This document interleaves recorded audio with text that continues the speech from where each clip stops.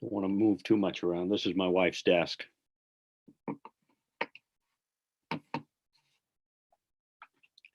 She'll be mad. I was gonna say, you're gonna get yourself in trouble. Yeah, what's new? I'm in trouble most of the time.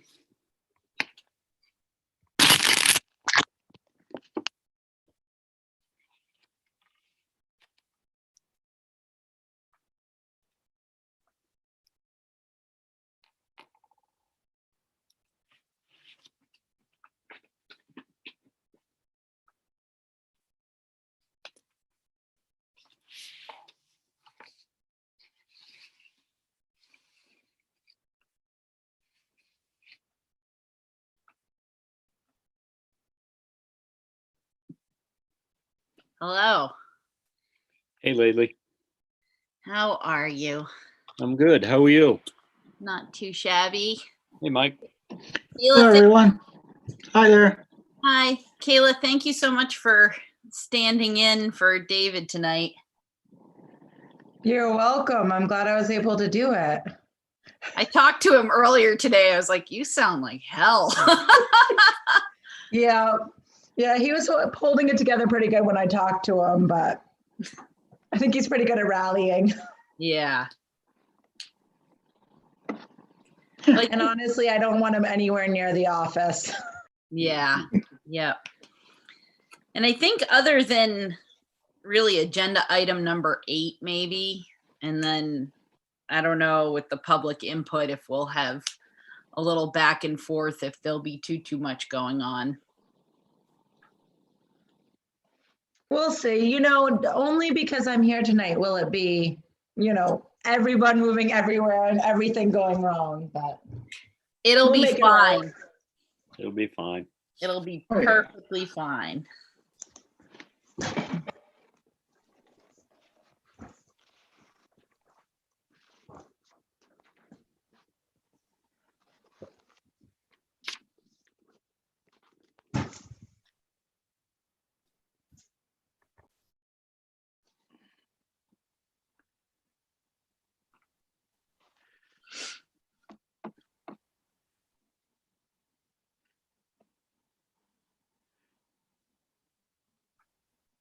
Well, lately, yeah, please don't ask me to read the quote of the day. Well, the only reason is I don't know what it is because I can't find my agenda. I just have the electronic version. Oh of no! this, Okay. And I only have the newsletter. Okay. And I've got I've got everything in the packet but the agenda. Okay, fair enough. You had a suspicion that I was going to be Oh no. asking you tonight, huh? No, I did not. No. And I don't even know what the quote is. It could fit me perfectly or not. I don't know. I'm looking forward to hearing it. Yeah, it's funny. It's like, actually, Okay. I don't know if you can see in my notes. It says, quote, Mike. No, I can't make it out. No.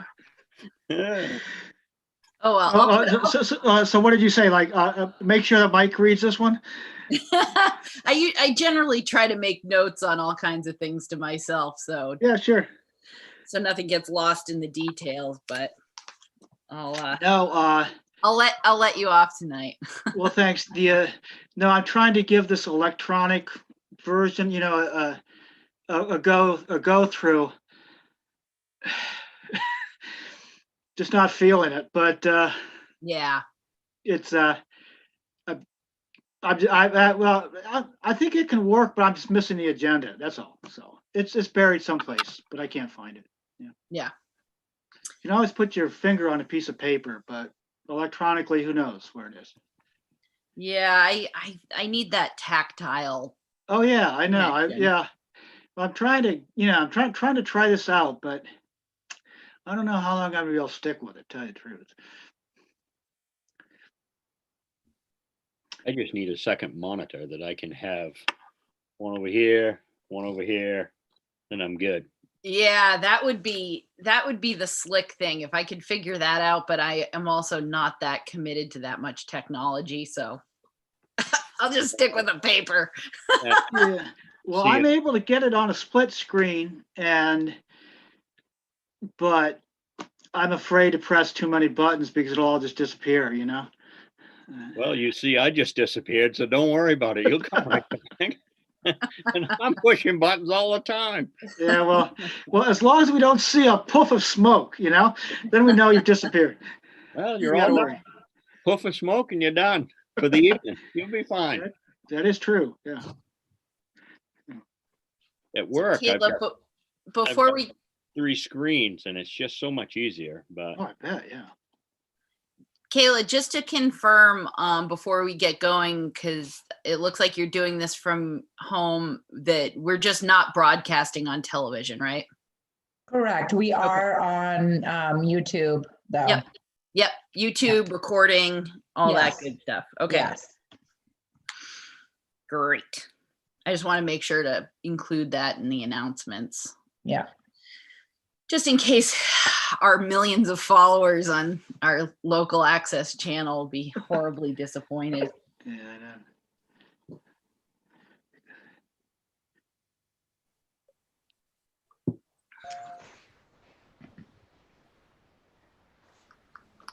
Hey, everyone. Hello, Jordan. Good evening.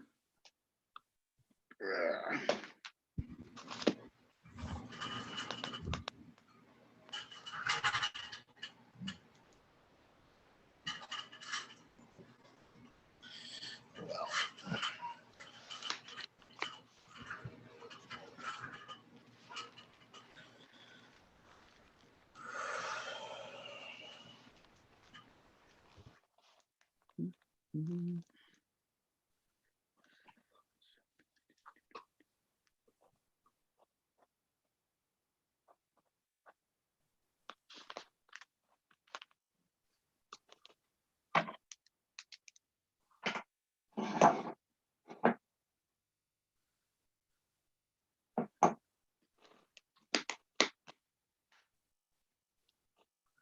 Well, it is 6 p.m., so let's get started. Welcome, everyone, to the Lincolnville Selectmen's meeting. It is the 22nd of February. And before we get going, you'll notice David looks a little different tonight. We have Kayla driving the air traffic control center tonight because David is under the weather, and we agreed that he should be napping, and Kayla was wonderful enough to help bring people back and forth for the meeting.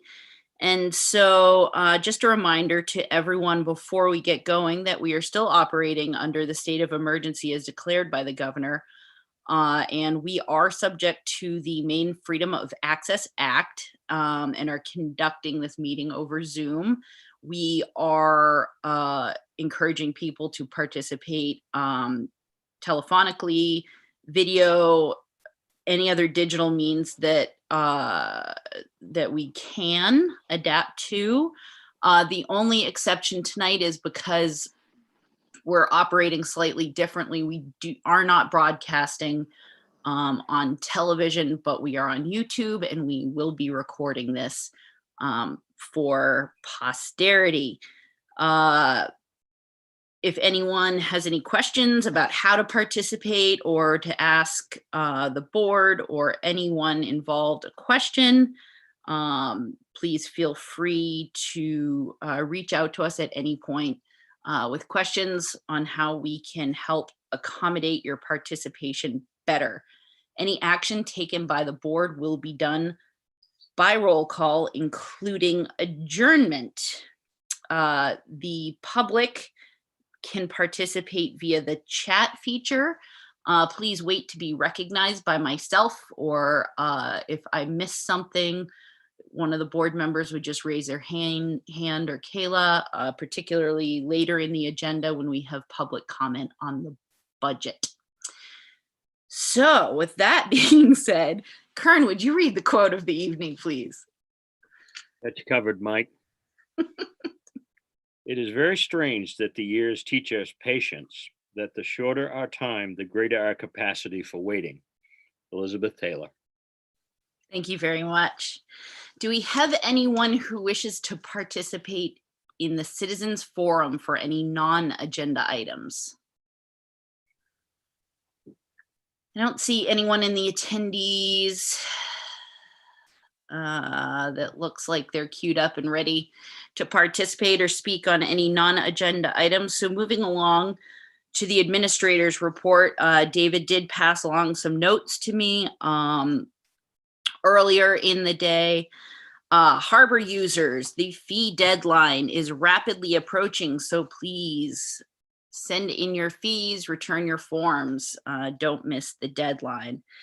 And also, I will try to remember that there were some very last minute pieces of information that came in for our review of the budget, being some additional towns fire chief salaries, and also an update on agenda number 9. And I think that that is all for the administrator's report. Any questions on that? Not seeing anyone jump up and down, so we'll move along to upcoming meeting and announcements. All meetings are remote meetings. And running down the list, the Wage and Personnel Policy Board will meet Tuesday. They met Tuesday. It's postponed. What's that? It's postponed. It was Okay, supposed to great. be tomorrow, but it's being postponed. Okay, good. Okay. Because it says the 3rd, and I thought it's probably the 23rd, but it's postponed. Great. Lakes and Ponds Committee will meet tomorrow. That's Tuesday, the 23rd at 7 p.m. The Board of Appeals Workshop will meet Wednesday, the 24th at 6 p.m. The Midcoast Solid Waste Board of Directors will meet this Wednesday, the 24th at 6:30. Kern? Yes, that meeting has been canceled. Okay. The Midcoast Solid Waste Board of Directors will not be meeting this week. The Planning Board is still planning on meeting on the 24th, that's Wednesday, at 7 p.m.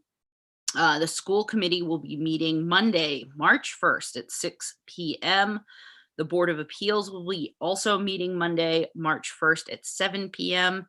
And the Board of Selectmen will reconvene again on Monday, March 8th at 6 p.m. Any questions there? Okay. Moving rapidly along, are there any upcoming community events anyone wishes to share?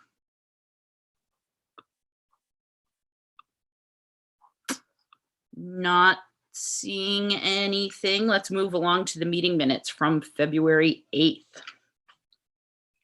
I move that the board approve the February 8th, 2021 meeting minutes as presented. Second. Moved by Selectman Late, seconded by, sorry, I missed that. Me. Selectman Garrison, thank you. Is there any discussion? Seeing no discussion, Selectman Late, what's your vote? Yes. Selectman Garrison, Yes. Selectman Ray, Yes. and Selectman Barnett Parker, Yes. and Selectman Dunn. My vote is yes, the motion passes. Thank you. And we have a second set of minutes from the 9th and the 11th meeting of the 24th of February. I move that the board approve the February 10th and 11th, 2021 meeting minutes as presented. Second. Moved by Selectman Late, seconded by Selectman Barnett Parker. Is there any discussion? Seeing no discussion, Selectman Late, what's your vote? Yes. Selectman Garrison, what's your vote? Yes. Selectman Ray? Yes. Selectman Barnett Parker? Yes. And Selectman Dunn, my vote is yes, the motion passes. Thank you all very much. And next up, we have a liquor license renewal application for the Inn at Ocean's Edge. And I don't believe we have a representative present, which is no matter. It is a renewal. And so if there is no conversation, I'll entertain a motion. I move that the board approve and sign the liquor license application submitted by West Bay Realty LLC doing business as the Inn at Ocean's Edge. Second. Moved by Selectman Late, seconded by Selectman Ray. Is there discussion? Seeing no discussion, Selectman Late, what's your vote? Yes. Selectman Garrettson, Yes. Selectman Ray, Yes. Selectman Barnett Parker, Yes. and Selectman Dunn. My vote is yes, the motion passes. Thank you. And we have a liquor license renewal application from the Cellar Door Winery, and I do see, I think that is Bettina, who is in the attendees list watching. Does the board feel the need to chat with Bettina at all? Okay, if there's no need for a conversation, I will entertain a motion, please. I move that the board approve and sign the liquor license application submitted by the Cellar Door Winery. Second. Moved by Selectman Late, seconded by Selectman Barnett Parker. Is that right? Yes. Great. Is there any discussion? Seeing no discussion, Selectman Late, what's your vote? Yes. Selectman Garrettson, Yes. Selectman Ray, Yes. Selectman Barnett Parker, Yes. Selectman Dunn. My vote is yes, the motion passes. Yes, It looks like she has her hand up. I don't know. sure.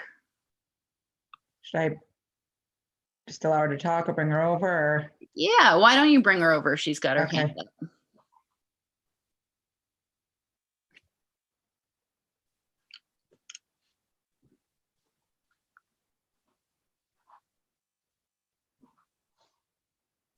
And you are, there you are. Hello. Hello, Bettina, welcome. Hi, how are you? Just a quick update for all of you. Please know that because of COVID-19, I do not need to put in front of you an extension of permit, which we did with you last year. That too has been filed with the state. So we are doing that again this year, but we don't need town approval for that. But I did want you to be aware that we are doing that again as part of our liquor license, okay? Thank you. Wonderful. Thank you for the update. And thanks so much. All right, we just approved your liquor license renewal, so you're good. And I can drive without zooming at the same time. Bye, everybody. Please, bye.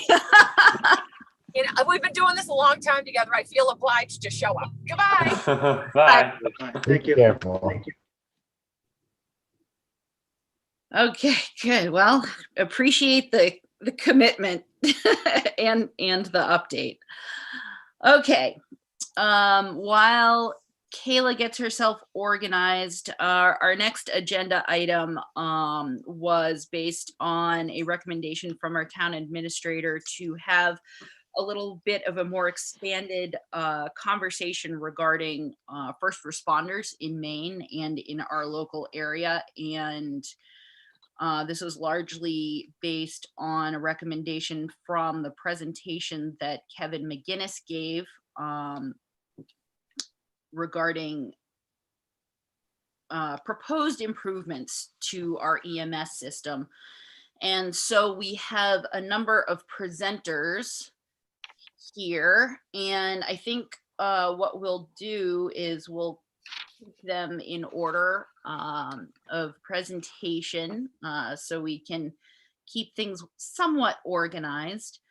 And so first we have Rick Petrie, who is the executive director of Atlantic Partners EMS, here to chat with us about what he does and his perspective on first responders. And you're good to go, Rick. Welcome. Great, thank you for inviting me and letting me participate in your meeting tonight. My name is Rick Petrie. I'm a paramedic. I'm the regional EMS director for a number of the main EMS regions in the state of Maine, but certainly the area that includes your particular area. And David asked me to come on and talk about what would be involved with starting up a first responder service. Any agency that wants to respond on medical emergencies or trauma emergencies, any response to a patient requires that the organization be licensed by the state of Maine. And there are two types of agencies really that are licensed, and that's transporting and non-transporting. So for instance, Northeast Mobile Health is a transporting ambulance service. And if your organization doesn't want to transport patients but wants to respond to provide first responder care, similar to Hank Lang's organization, then you could be licensed to do that as well, which means you can respond and provide care, but you just don't transport the patient. In order for you to get licensed, you have to file the application with Maine EMS. It costs $100 per year. And typically the license also requires you to license your vehicles, but that wouldn't apply for a fire department based first responder service because the vehicles are all considered to be fire apparatus, and so they don't have to be licensed. They can be, but they don't have to be licensed separately. There are different levels of care provided by providers in the state of Maine, and the service would have to decide what level of care they wanted to provide. A first responder service can be licensed at the emergency medical responder license level, which is really truly the entry level of licensed EMS providers in the state of Maine. Then there's emergency medical technician, advanced emergency medical technician, and paramedic. And you can, whatever level you decide you want to be licensed at, means that your service agrees to provide that level of provider on 100% of the emergency calls that your service responds to. So, for instance, if you were to decide to license at the EMR level, emergency medical responder, and then permit to the EMT or advanced EMT even because you had a couple of people who were at that level, then that just means that 100% of the time when that vehicle responded on a call, there was at least an emergency medical responder level licensed person on the call. Okay. And then when you had other higher levels of licensure, they could respond and provide care as well. As a general rule, once you become licensed, your service is required to provide that service 24 hours a day, 7 days a week, 365 days, unless you put a special plan into place and keep it on file with the state of Maine, which means that you could put in a plan that said that you were only going to be available weekdays from 7 in the morning till 7 at night. I'm not aware of any services that do that, but that is a possibility. And the role of the first responder service is to respond with an ambulance service and to provide first line care while waiting for the ambulance to get there. And there are a couple of important pieces that go with this. The first is 100% of the time when your first responder service is dispatched on a call, emergency call, the ambulance has to be simultaneously dispatched. They both have to be dispatched at the same time. You can't dispatch a first responder unit to go on a call, arrive on the scene, and decide whether or not you need the ambulance. Okay, but your first responder service could cancel the ambulance if they arrived on scene and didn't find a patient or found a patient that didn't want to go to the hospital. You're also required to fill out an electronic run sheet. So the service would have to make sure that they had computer access available to all their providers. And for 100% of the calls that your service responds to, you have to fill out a Maine EMS run sheet. Even if the vehicle pulls out of the bay and gets canceled by somebody else, they have to fill out a report. There's no choice about that. Maine EMS wants to track all of the calls for assistance that we respond to in the state of Maine. You only have to have one licensed person responding on calls as a rule. And if you don't have a licensed provider at that level of licensure available, you should not respond because that puts those providers in a bad position. First responder agencies can be a key source for local towns because typically they can do CPR, use an AED, stop bleeding, and administer Narcan, administer EpiPens as well for somebody who's in crisis. So that's why services, that's why municipalities tend to look at having a first responder service in their town. Typically, it makes sense if the ambulance service isn't located in your town as well. But it's as a way just to get somebody to the scene quicker. So what you would want to look at is what the structure that you would be setting up, what the average response time of the ambulance service was to your particular town, and whether or not you felt it would be worthwhile for the citizens to do that. Your fire department could in fact not be a licensed responder service, but in those cases, they would only be able to respond to medical emergency calls if requested by the ambulance service. And we have a number of those around the state of Maine that if the call comes in for a person down, question of a cardiac arrest, or sounds like bad injuries, the ambulance service will request the local fire department to respond with them as well for help on the call. So making the decision to license a first responder service can be very beneficial for your town.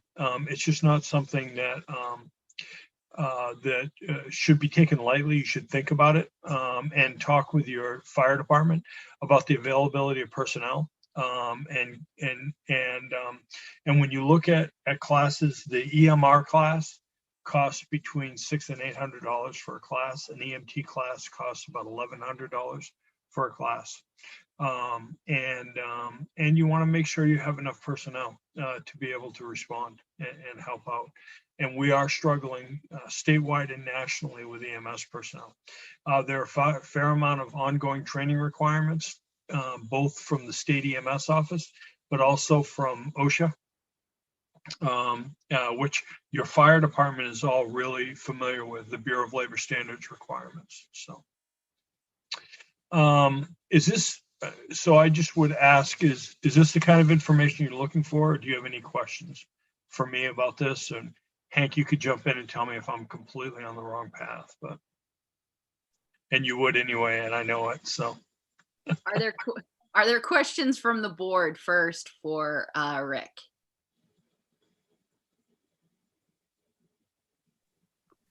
The only question I have, you mentioned the cost of courses, $600, $800, $1,100. Is that per person taking it? It is. Okay, thanks. Yeah. Yeah, it is per person taking it. Okay. And then now the other things that you have to consider is your liability insurance and vehicle insurance and things like that. But it all comes through MMA, which is pretty reasonable.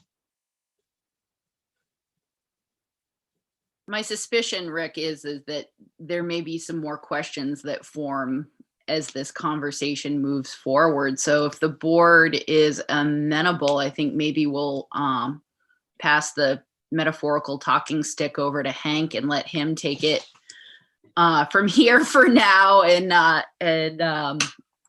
and let this conversation unfold.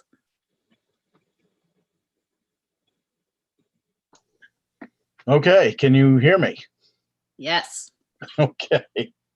I don't have any disagreements with what Rick was saying. He and I, once in a while, will have some disagreements, but that's normal. There are some things that I might add. A lot of times there's scheduled versus non-scheduled when you're setting up a first responder service. Some services will set up so that you have a rotating schedule with people assigned coverage times. Other services, such as Northport's, it's whoever's available at the time of the call.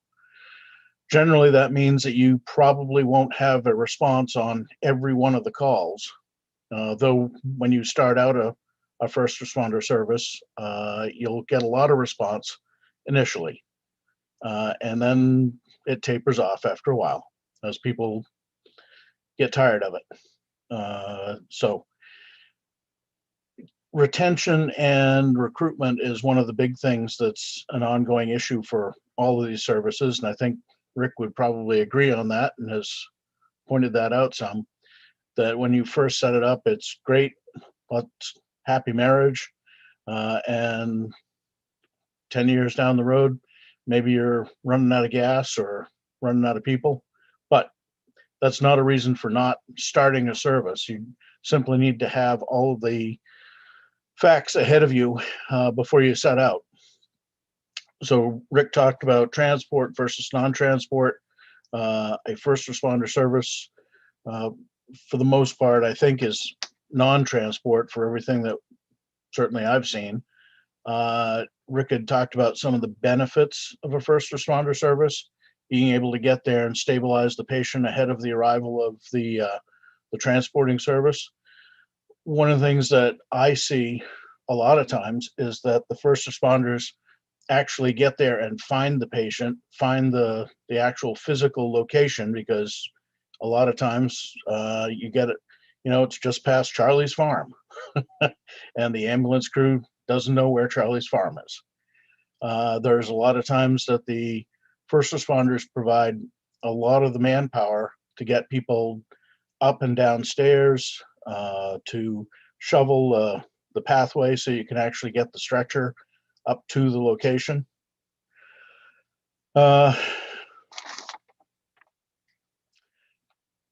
He talked about the cost of initial training. There's also ongoing trainings. The responders do have to follow a continuing education hours requirement. So for currently, I think it's every 2 years. Well, it was 3 years. Now I think it's going to 2 years. You have to have a certain number of hours in certain categories of training. And my renewal happens to be coming up right now. And I think I'm required to have about 52 hours, and I've got more than that. And I hope I've got all the categories covered. But it can be a struggle to get all of that training in. Certainly COVID has put a damper on getting the face-to-face training done. And Maine EMS has made some allowances for that, but we do have to get back to that point where you have that face-to-face training, and that'll be an ongoing issue for the first responder services, making sure everybody gets it done. Rick talked about run sheets. The old way of doing things was that you had a paper run sheet, and you sent a copy into Maine EMS, and it got put into a data collection point. The new electronic run sheet has had its ups and downs. You'll find that you can get prepared for doing the electronic run sheet, and then in 6 months it'll change, because there are always updates to the run sheets, and they aren't always intuitive. You'll also find that if you have a first responder service, there's going to be a requirement for a lot of files that you need to store in some secure location. If you have anything, from your patient care report, from your personnel files, all of those require some type of a secure location so that they're not open to the public to just walk in and look at. There is a big issue with patient confidentiality. Obviously, when you have people who are responding to somebody's house and somebody's trouble, you don't want to find that posted on Facebook, and you don't want to hear about it when you go down to the general store. And if you don't have licensed personnel doing a lot of responding, you run a little bit of a risk of not having a lot of control in terms of keeping them from doing something other than booting them off the service. Maine EMS can certainly go back to people and say, you're not maintaining patient confidentiality, therefore we have a review of your license or some type of censure that way. Let's see. I don't think Rick mentioned that you do have to have a certain amount of officers for your first responder service. So you have to have some people who are in charge and responsible. Those require some commitment from people. It's very much like a business in that you probably need to do some background checks as well. Maine EMS will do some, I assume, when you apply for a license, but when you have somebody coming onto the service, it's still going to require somebody to administer that. Other equipment that's required, aside from just the basic response equipment, is going to be things like pagers and radios. There's also going to be, if you decide to have a truck, which a lot of places do, and I would think that that's how you would be looking at this. The truck has to meet some standards. It has to be maintained. It has to have a place to live. The equipment on board that truck needs to be checked on a basis. Generally, things like drugs are looked at on a weekly schedule. You have to have an accounting for all of those drugs. You have to purchase the replacement drugs from a reputable location. It's not generally not something that's free, and I certainly wouldn't expect that your transporting service is going to be super eager to just hand over replacement equipment as you move along. If you're treating patients, you're going to find that there's a lot of equipment that gets used and just disappears, like blankets and towels, and that is stuff that if you were a transporting service and you went to the ER, there'd be an exchange there, but it doesn't always happen for the first responders. So chasing those things is, there has to be somebody who sits down and takes responsibility for it. I think that's one of the key things if you're looking at a service, is somebody has to be the person who does that function. Let's see. Pagers. So for my notes, just looking at my required officers, it looks like I'd say a service director / chief, infection control officer, a QA plan, and people to operate the QA. So you have to go back and look at the runs and see that they follow the protocols, and if they don't, figure out how to make sure that that gets changed. And Rick, as he said, mentioned BLS. The Bureau of Labor Standards can come in at any time. They utilize most of the OSHA standards, but I think I sent a compliance directive from the state that covered a bunch of the different things. So you'll see that there are some required plans, some required programs, some required training, some of it initial only, some of it is annual after the initial. But it's a comprehensive list. So I know Rick said it's a big task. He's right. It can be taken in smaller bites to start with, but before you get too far into it, you need to know what you're getting into. So can I answer any questions? Any questions from the board? Right. Yes, Jordan. Yeah, so besides board members, how many first responders do we need to have a crew that's big enough to serve those needs of the Well, 24/7, 360? It depends on whether you're going to do a schedule or non-schedule. If you're doing a catch as you can work with as few as 5 or 6 people. In Northport right now, there are, I think, only a couple of us that are actually at the EMT level and responding. We have a couple of drivers, but people have aged, and as I said, retention is a real retention and recruitment, I guess is the real term.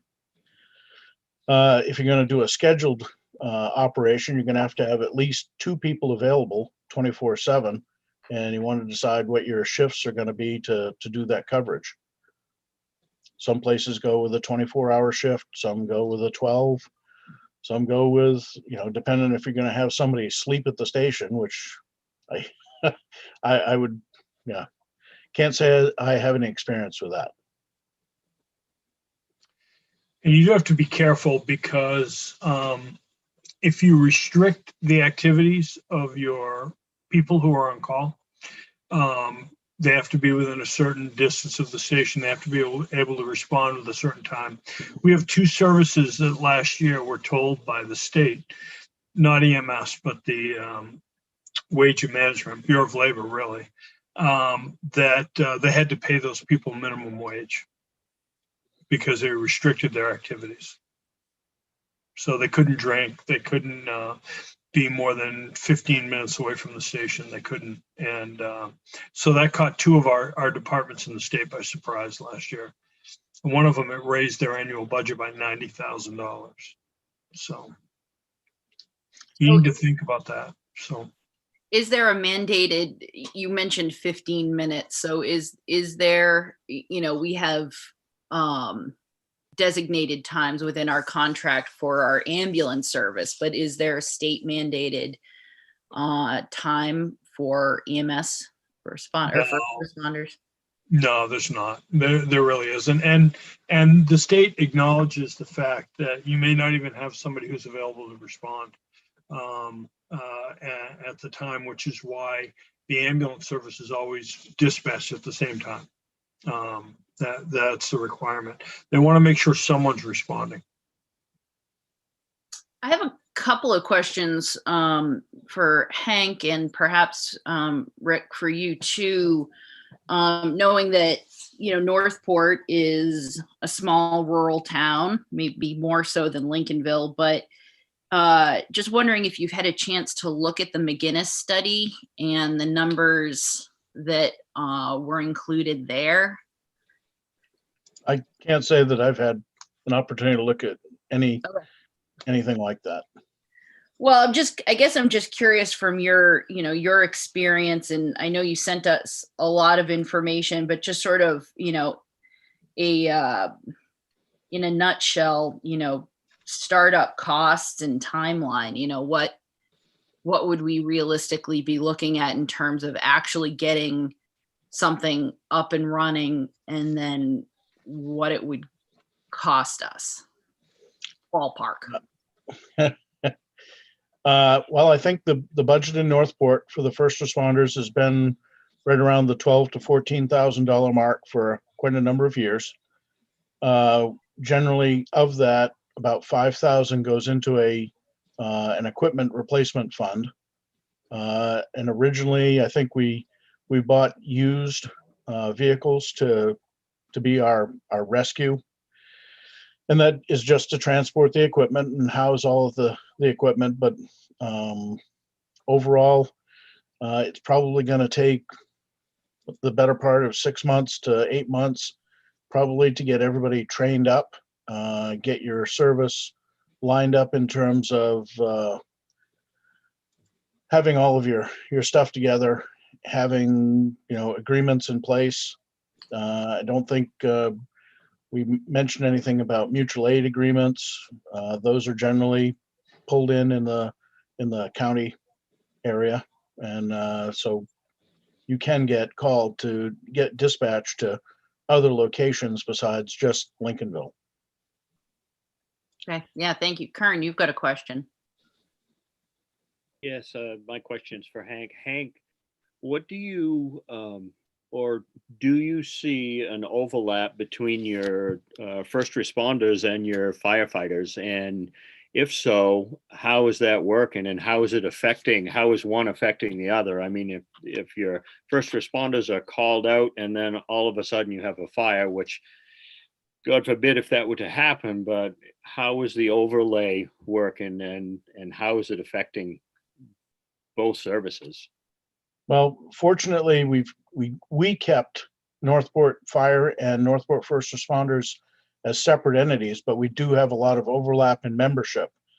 So if we have a fire call, you'll find that, firefighters are going to respond to the call, but we're also going to dispatch our first responders to the scene as well. And so if somebody is there as part of the fire service and we have a patient that requires some kind of care and they're, on both services, we can trade back and forth with no great issues. As far as does it drag down the personnel from one side to the other, it really depends on how many independent people you have on the two services. So, Typically, and maybe I'm not thinking of this right, when you have leaders in one area, they're usually the leaders in the other area as well, or close to it. And maybe our chief will be able, and maybe you can change my thought process on that. And I'm just, and to simplify that, I'm thinking, a captain on a fire engine might or quite possibly be a first responder or your EMT as well. So, you want the best of the best on both of your teams. So I'm just trying to get this information. I know it's tough to retain people, and it's tough to get people to essentially volunteer their time. Let's face it, nobody's going to get rich doing this. No. I'm concerned. I mean, our fire department, and I know you're part of it, you're working hard. Everybody's working hard to get new members, retain members. But the one thing that's constant is everybody gets older. And I just get concerned when, you're cross-trained, and you have to be cross-trained in everything that everybody does today. But in a town like Lincolnville, much like Northport, is it worth our while to do that? Or is it worth exploring having somebody else be the coverage for us? And maybe that is a question for our fire chief, which I'm sure you guys have talked about this. Well, I'd say we've talked a little bit, but we haven't addressed this specifically. Yes, you're right. In a lot of cases, you'll find that the administrative people in both services are common to both services. And yes, you can get pulled away, but for the most part, if you have a good working relationship between the two and it's not a competition, you don't have a problem.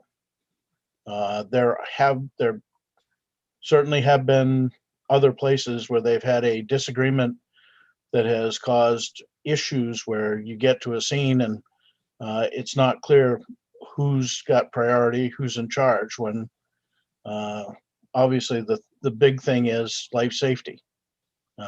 As long as everybody keeps that in mind, I don't see a lot of friction between the two. I do see, yes, we can draw manpower down, but having that flexibility to pull from both sides seems to work out for the better.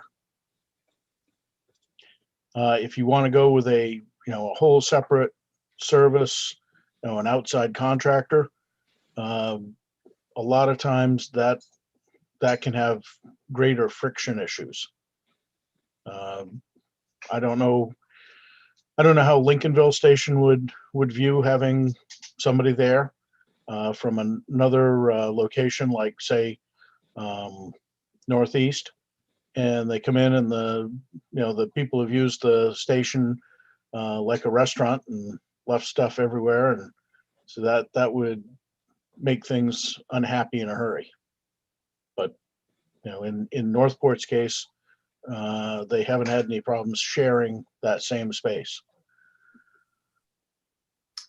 It works out good for you guys who've experienced. That's actually worked out good for you guys. It's worked out really well for us, but we have some exceptional people in terms of getting along. Thank you. Oh yeah, sorry, Hank. Go ahead. I was going to say I don't know if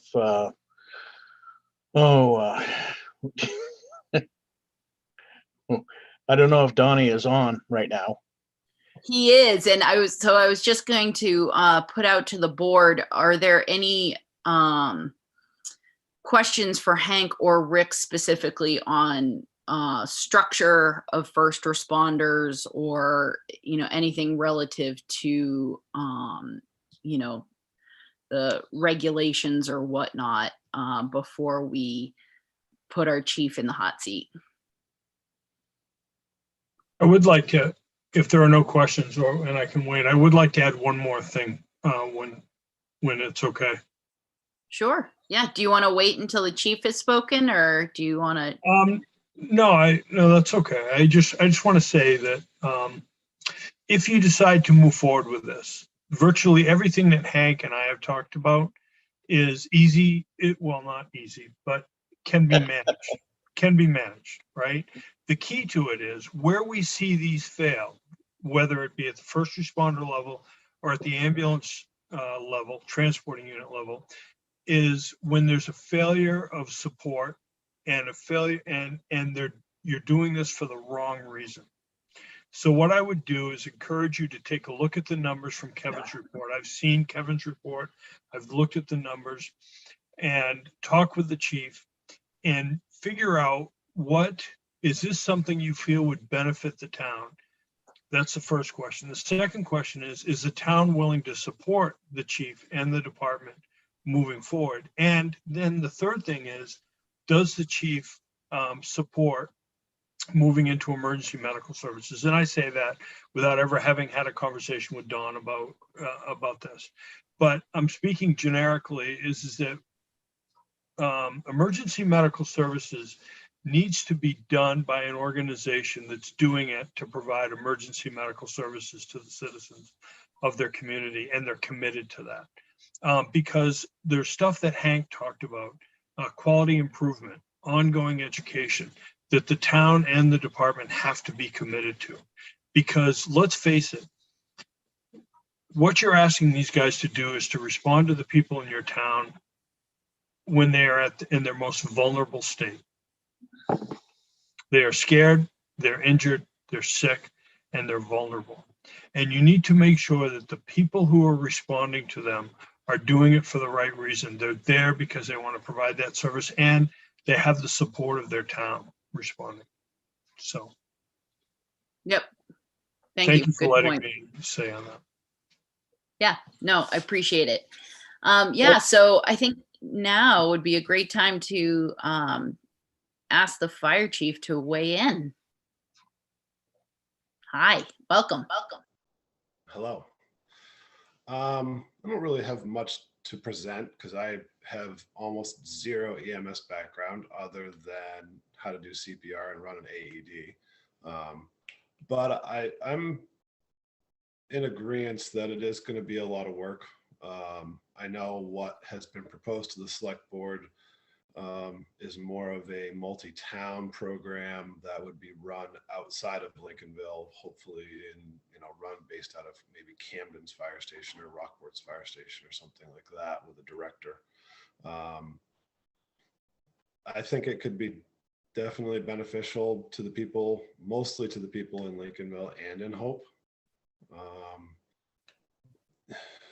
The people that are going to see it is incredibly minimal, that are going to get the benefit out of it. But those people that really, really need urgent care sooner than 18 or 19 minutes before Northeast can get there, it could be a life-changing difference for some people. It may only be one person every 3 or 4 years that could benefit from it in Lincolnville or in Hope. But if it was myself or my wife or my family or my daughter, to me, it's worth spending the extra money. It's not anything that I feel that I could undertake in any directing. If Lincolnville wanted to do their own EMS or first responder program solely out of Lincolnville, definitely willing to give my 2 cents and go to meetings and things like that for the 4 towns. But personally, I'm close to tapped out for time to give for all these things. From what I see, from Northport first responders, and as well as what I've seen in the past when Camden First Aid had first responders. It's you know, if you have a real bad accident, someone that needs some urgent care, first responders can make a huge difference in the outcome in the situation. And right now I see the need for it, not very often, but we definitely have the need for it in Lincolnville. You know, right now Lincolnville firefighters are being called out to any cardiac arrest event, and so we're showing up before Northeast, and we're doing CPR and hooking up an AED, and doing our best to relay any information to Northeast Ambulance to help them out when they get on scene. It's really all I've got. If anybody has any questions, feel free. Yeah, questions for the chief.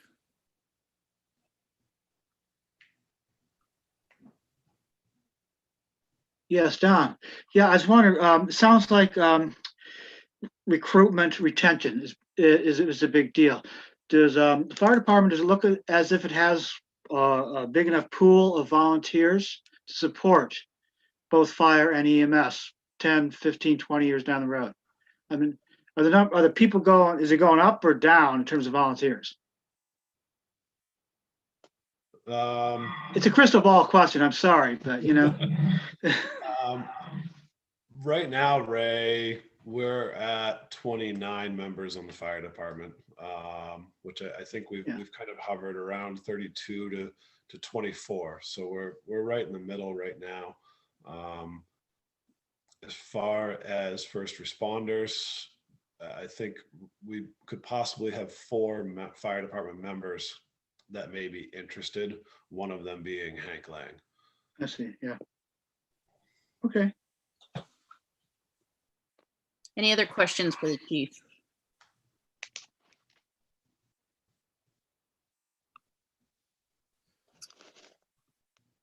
Any other questions for Hank or Rick?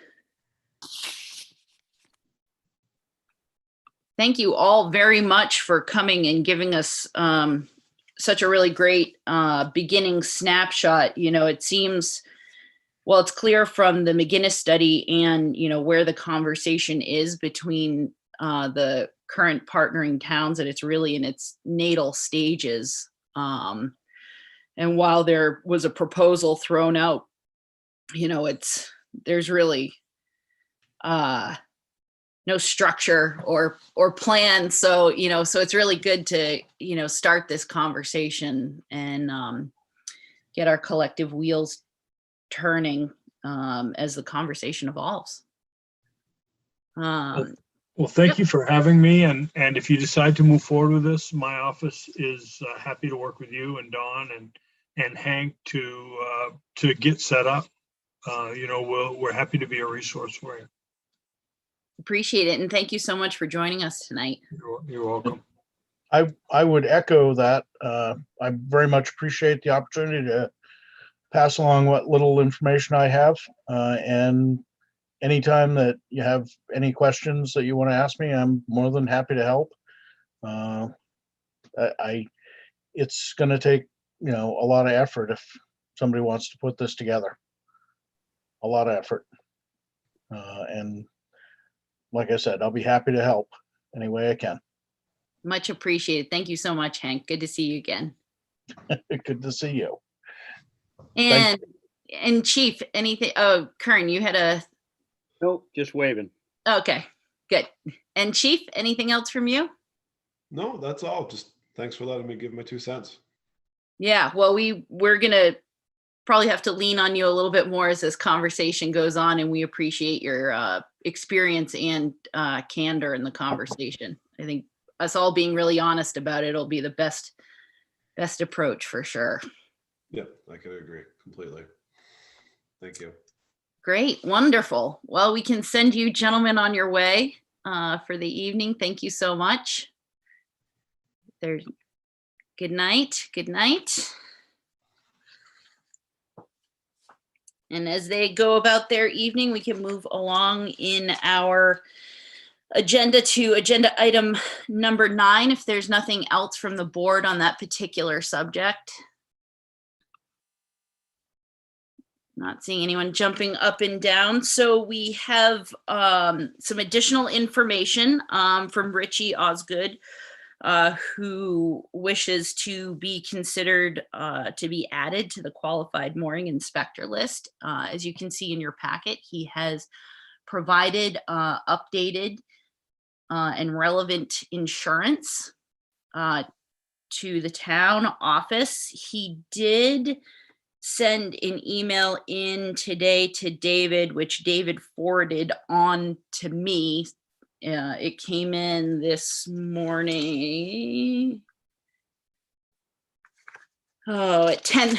He sent it at 10 this morning, so it didn't make it in your packet, but I will, I could either share it on the screen or send it around. It's a one-liner email saying that just for clarification, he wishes to be on the qualified mooring inspector list, but for his own purposes, not for, he wishes for self-inspection, not to operate as a commercial mooring inspector, which, changes nothing really relative to the conversation. So just any questions or comments from the board? Yeah, Kern. Yep. I appreciate the hoops that he has jumped through. He's done what we asked him to. I just have one question. We received a letter from him addressed to the select board, and it's signed by Richie Osgood, co-owner of RJ Osgood and Son. But the certificate of liability insurance is in the name of Richard Osgood. Who's Yeah. what? So it does call. It does go on. Yeah. No, that's a fair enough comment. But elsewhere, I forget where I saw this. There was a second page of the insurance certificate that said it's for RJ Osgood and Son. Yeah. So Okay. the 3-hole punch, if you have the paper version, actually punched out part of that. So that could be where you're missing it. Okay, I see it now. Okay. Yeah. So it seems clear that that how he wishes to operate under his insurance would apply here. So I'd entertain a motion. I move that Richie Osgood, doing business as RJ Osgood and Son, be added to the 2021 qualified mooring inspector list for the town of Lincolnville. Second.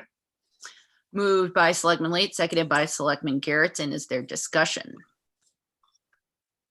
Seeing no discussion. Selectman Late, what's your vote? Yes. Selectman Garrettson. Yes. Selectman Ray. There? Mike, gotta unmute yourself. Yeah, we yes. Great. And Selectman Barnett Parker. Yes. And Selectman Dunn, my vote is yes. The motion passes. Thank you all very much. And thank you, Richie, for bearing with us as we iron out our operational policies. Anything else on that, or shall we move along? Okay.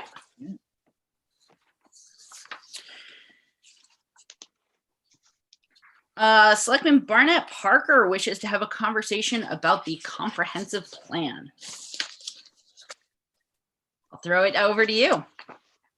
All right. Yeah. So this was something that I had noticed a couple of years ago, and it just interested me, and I think it would behoove the town to take a look at the comprehensive plan, because it has been quite some time, and the world and the town has changed a little bit since then, and I just think it would be a good idea to have some Lincolnville citizens take a look at how we would like or not like the town to grow in the next 20 years or 15 years or so. So I think it's really important, and I think especially now that the world's in a time of flux, that there couldn't be a better time to really just take a look and see what our needs are moving forward.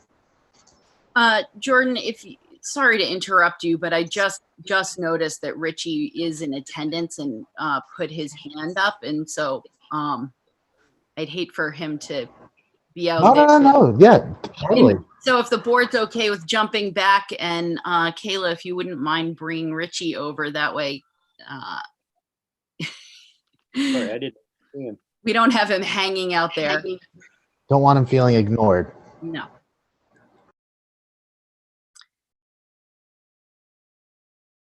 And Richie, if you can hear us, you're now over as a panelist, so all you have to do is either unmute yourself, or you don't have to turn your video on if you don't want to.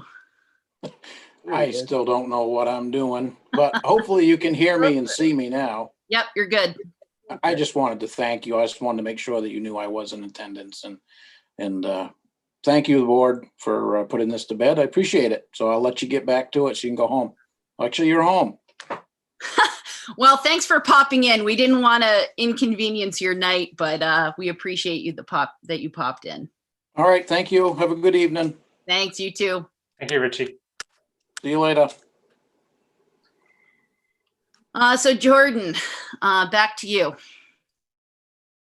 Yeah, so just 14-year-old comprehensive plan, and things have changed a lot since then. And I just think it's something where, it doesn't cost the town anything, and we can get the input of citizens and see what, gaps we can fill, or just look and make sure that we have a plan moving forward for the town.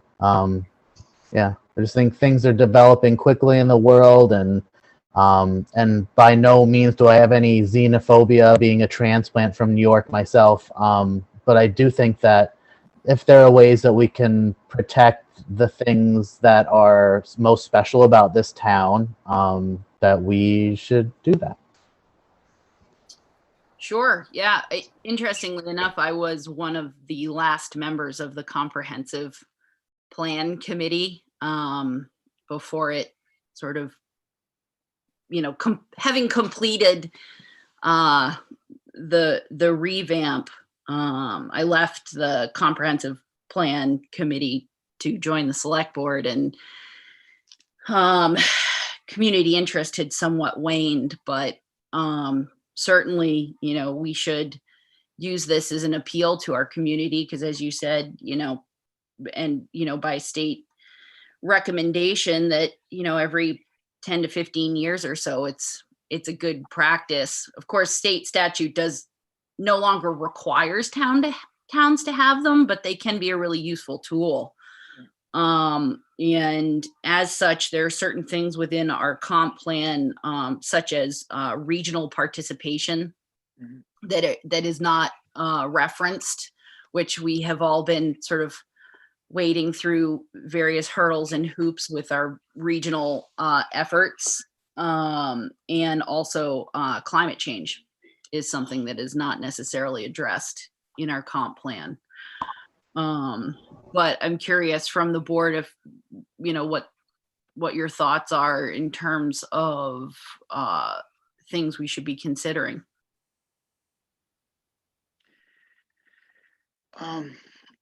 Well, as far as topics go, I can't think of anything right off the top of my head, though I just do know that there's a lot of resources out there for land use planning. A lot of resources. I mean, the state planning office, that got disbanded years ago, but the effort has continued on, and it's kind of morphed into different acronyms, agencies, and so there's a lot out there that a lot of resources we could use. And I mean, just one off the top of my head is you have our state representative Paige Ziegler is on a committee.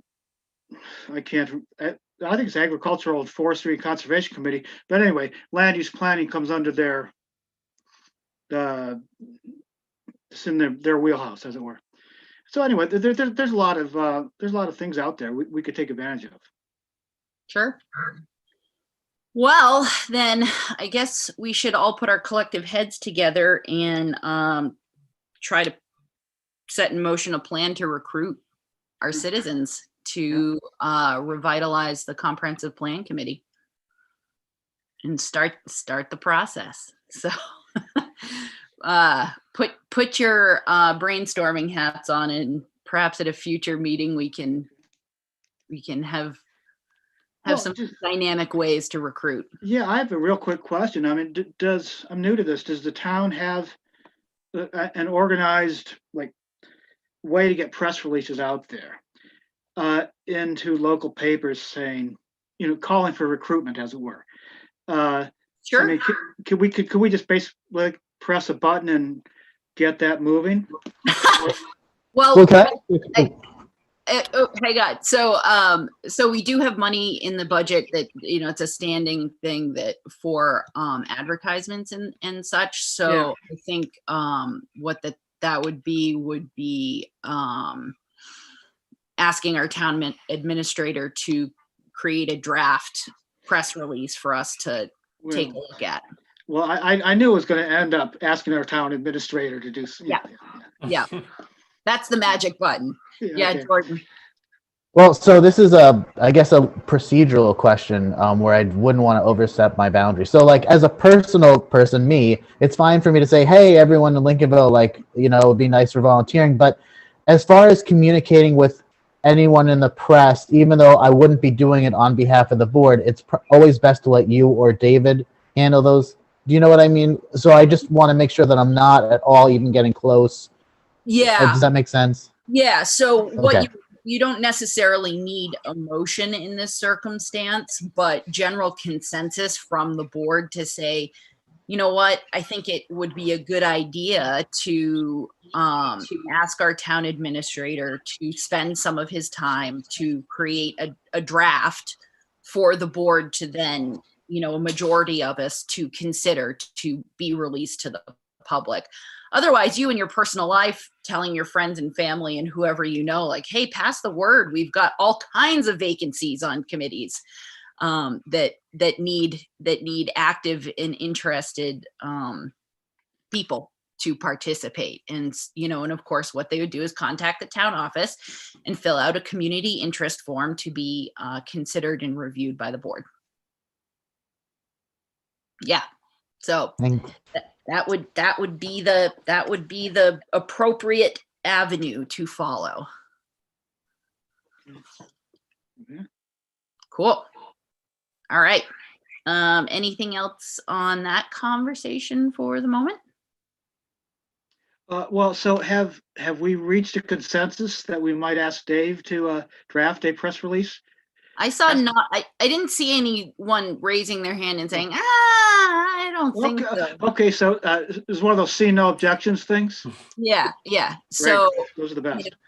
If there's any specific input from members of the board on that, but I think, relative to the conversation, the comprehensive plan, but I might put my head together with David too and, look if we can cast a wide net, if there's comp plan, and then the board can look at that too. So could I make a motion to take the first steps involved in reinstating the comprehensive plan committee according to the town charter? Well, that it wouldn't really do anything because we need to have people who would be interested in what, it's like we can make a decree, but it would be an empty. So we wait for the people first to create the committee instead of creating it and then getting people. Okay. The committee exists per the charter. The charter, it's a standing committee, and so it like the land use committee, like our other standing committees as dictated by the charter, exists. The board didn't put it to sleep or disbanded it. We don't have the power particularly to do that. What we need is active and willing participants. So, okay. I mean, we don't really have it within our power to say, I decree it to be so, and make it so. But a press release saying, the Board of Selectmen is actively looking for people to participate in the comprehensive plan because it's been, so long, da, da, da. Yeah, Josh. I first want to apologize. My internet connection is terrible tonight, so you all freeze once in a while and go completely silent for like 10 seconds. There it is. So if it seems like I freeze, then that's why.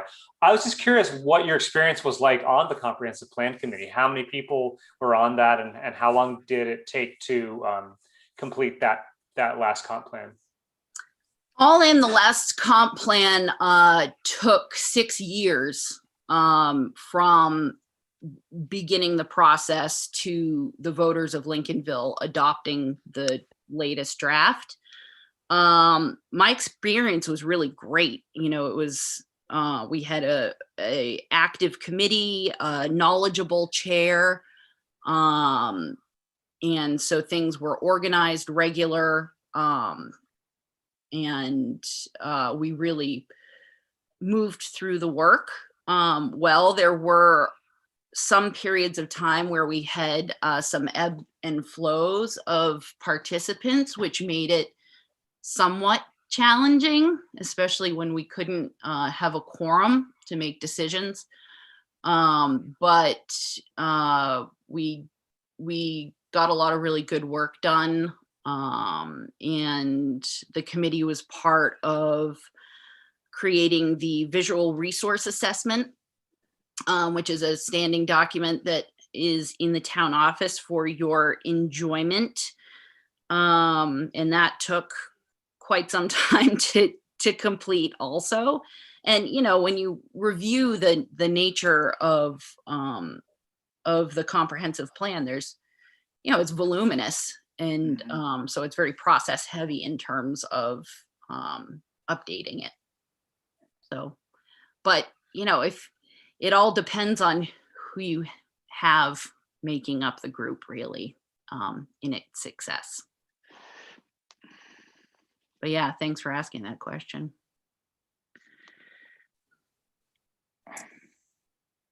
Yeah, Mike. Yeah, I've got one more thing. This is wondering, would it be worth our while? Because a lot of people don't understand why we have a comp plan, what it does, what's the point of it, Sure. what would I do if I were to volunteer on it, etc. Would it be worth our while to have kind of, I don't know, an educational workshop, as it were, just to explain this is what you would be doing if you got on the comp plan committee, and so people would know what they're getting into, and we might get more people that way. I don't know. I don't know if that's on completely off standard practice or anything like that. Yeah, sure. I mean, that's always the great question, right? Is how to garner more volunteer participation. Yeah. In our committees. Of course, reading the comp plan, that's a good place to start. It's also a good way to go to sleep at night too. Come on now. No. But it's sort of, it's kind of the chicken or the egg conversation of, yeah, sure.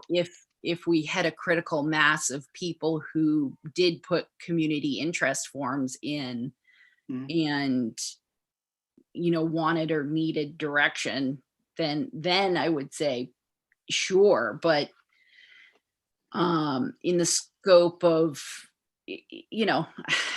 yeah, it's one of those challenging things. Yeah, no, I understand there. Yeah. But it's a good question, but it really comes down to recruiting active and interested participants. Okay. Who will be willing to do the work. Okay, thanks. Yeah. Anything else on that right now? Okay, moving along, we have the opportunity now for the public to give us their input on the draft budget for fiscal year 2022.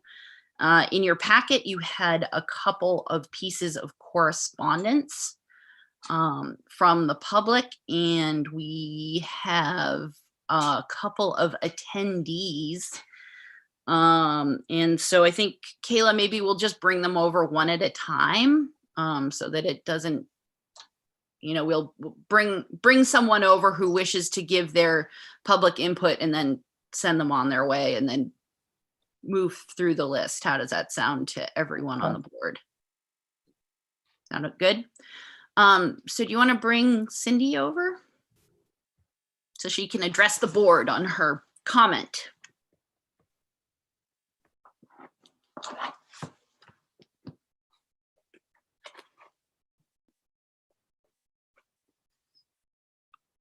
And Cindy, you are over. You just have to unmute yourself and turn your video on if you would like.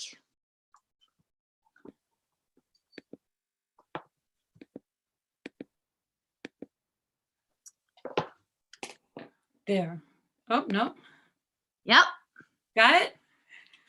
Yes, we see you. Welcome. There we go. Hey, it's nice to see all of you. You have the floor for your Well, public. I mean, I don't really know. I wrote you a letter and just want to make sure that you know that the library has obviously a vested interest in what the sidewalk between the boat club and Breezemere would look like. And a 6-foot wide tarred road in front of the library is not really what we would like to see. We would like to see something much more sort of historic looking and environmentally friendly and all that sort of stuff.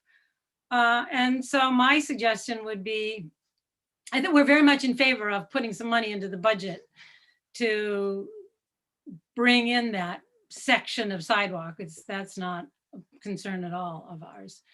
But I would suggest, and I have talked it over with the library board as well, and we feel like to be part of a committee that looks at either the entire town or at the very least at that section of sidewalk, to make a recommendation to you folks as to what the surface that we feel would be most appropriate. We would like to be able to be part of that conversation.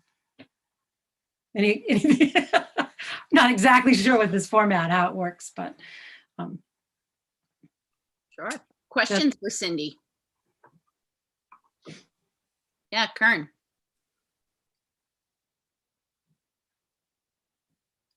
You're muted, Kern. Yeah. Yeah, you didn't need to hear that anyway. Cindy, could you clarify what you meant when you said the library would be willing to help make that happen?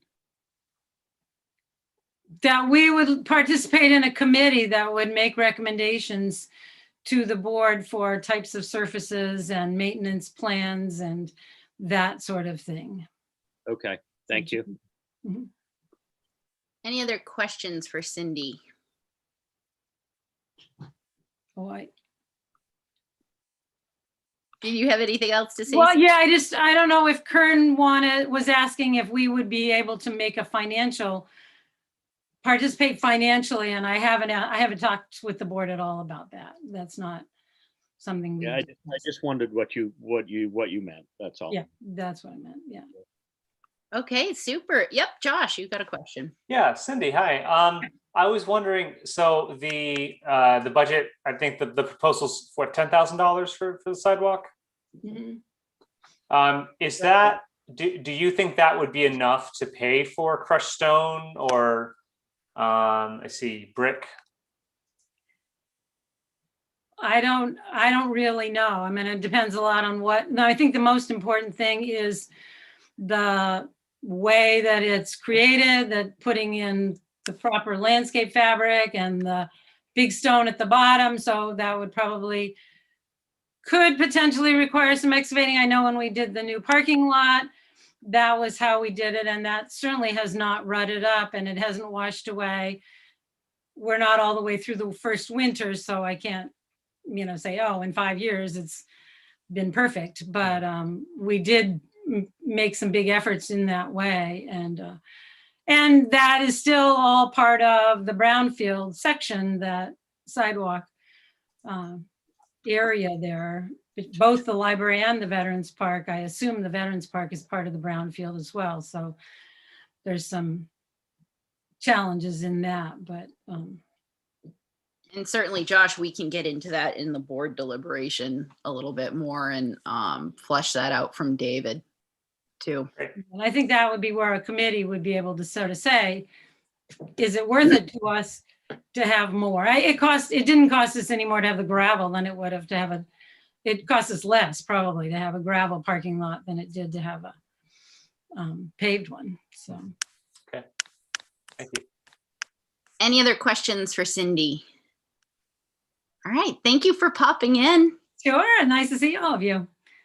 Have a great evening. You too, bye-bye.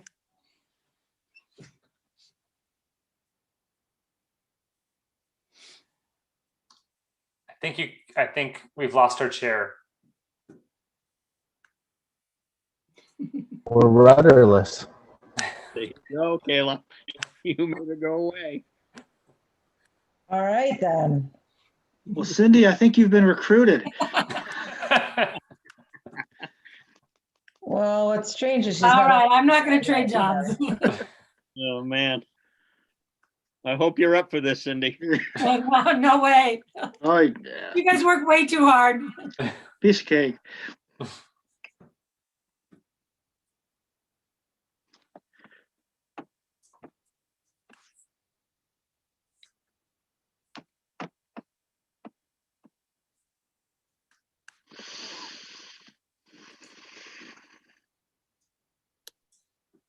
Sorry. That's all right.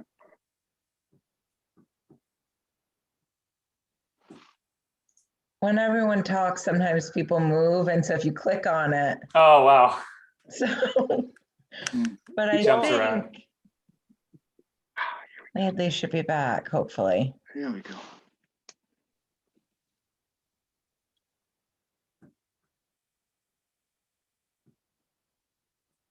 What did you do? You go. All of a sudden, I was looking at a spinny thing saying you're an attendee. Trap door. When people talk, they move, and so I think I thought I clicked on her, and it clicked on you, and I just, wait a second. Oh, Transported you. that You've was been weird. clipped. Now I have a lot of compassion for these people waiting in Never Never Land for their turn to speak. Let's see. We've got the chief and Rosie. And Rosie, are you looking to speak publicly or? he is, yes. Okay, well, let's bring him over then.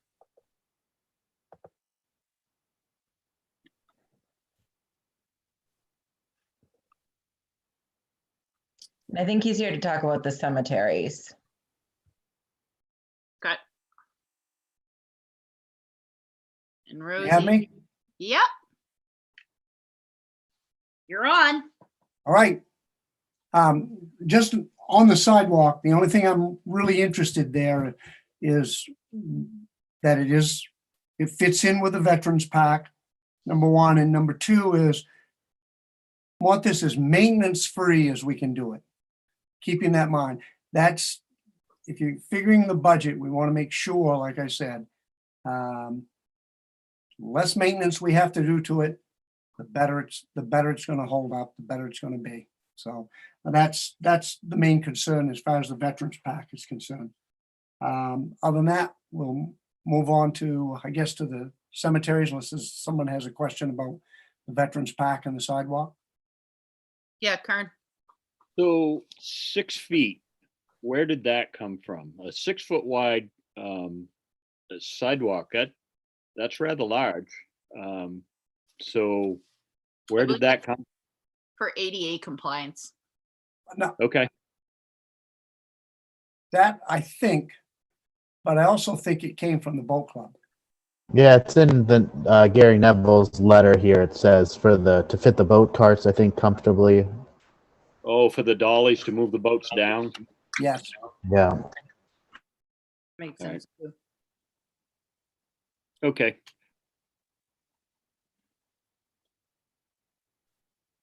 All right, Rosie, what about the cemeteries? What do you have for us? Well, just that if there's any question on the budget, as far as the 5,000 or 5,500 is basically for the mowing and the upkeep. We do have money in reserve, but that money is, we have a lot of plans for this year as soon as we can get going here. You just don't know what's going to happen, a big ice storm or something, and some of these cemeteries that the town does have some responsibility to. We need to be able to have that money at our fingertips to be able to pay the people to, like, if a big limb comes down and wipes out some stones, we need to be able to replace those and be prepared for that. But the budget that we're asking for basically is the maintenance, the ongoing maintenance thing. So you don't have any specific plans for the carry forward that you're asking for of the $12,200? I do, but I haven't had an opportunity to work with the committee, but we have multiple sites that have sunken, and we need a lot of loam. We want to attack that project. That's the plan, is to attack that this summer and level off some of those. We've got multiple stones that need to be uprighted. Some are cracked, broken. They need to be fixed. There are some grant money available on some of that. We need to attack that part of the process. But until I can get a committee to meet, warmer weather, we were meeting until it got so cold, and we only had one meeting this last fall. But as soon as warm weather comes, even if we can't get into a building, we're going to meet outdoors again and get this thing underway. But yes, we have a lot of projects, or I have a lot of things on the agenda. I just need to get going with the committee and move forward with them. Okay. Kern, you had your hand up. Yeah, I was just kind of wondering, Rose, if you could give a quick explanation of how that money disperses over what cemeteries, because it's kind of confusing. If you talk to this person over here, one will say, well, that's got nothing to do with the cemetery trustees. And you talk to this person over here, and this one over here is taken care of through this account. And I just think for myself and some of the other selectmen, it would be advantageous to know how that money gets divided up, if it even does. Karen, you think you're confused? I just took this over, and I'm doing my best. But all I can say is, if you can just give me a little bit of time, I can do this. We can put this together. We can say we spent X amount of dollars on LaSalle. We did, all the ones that the town does have some responsibility to. There are others that we don't have responsibility to, but we do have perpetual care money going to those cemeteries. But Rosie, rather than putting you on the spot here, do you think in the next 2 weeks you could maybe put together a really basic cursory spreadsheet for us? Maybe put your head together with Kayla if she can make the time, and or David, to get a real rough breakdown, because I think that would be really handy for us. I'll do my very best. I'll do my best. Yeah. I can, It's, go ahead. no, sorry, I was just gonna say, primarily what's been going on for the past couple of years was paying drink water to mow Sylvester, one on Route 52, and then the ones on High Street. We also had helped with the Hill Road ones a couple of times when there had been a request for us to help with them.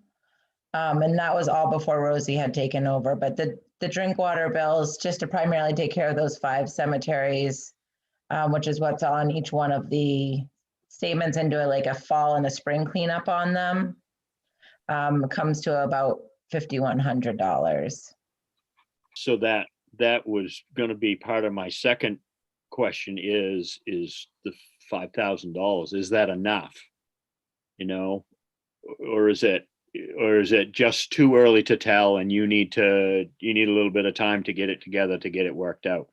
Because if you take into consideration what happened middle of the summer last year to the end of the summer, it was,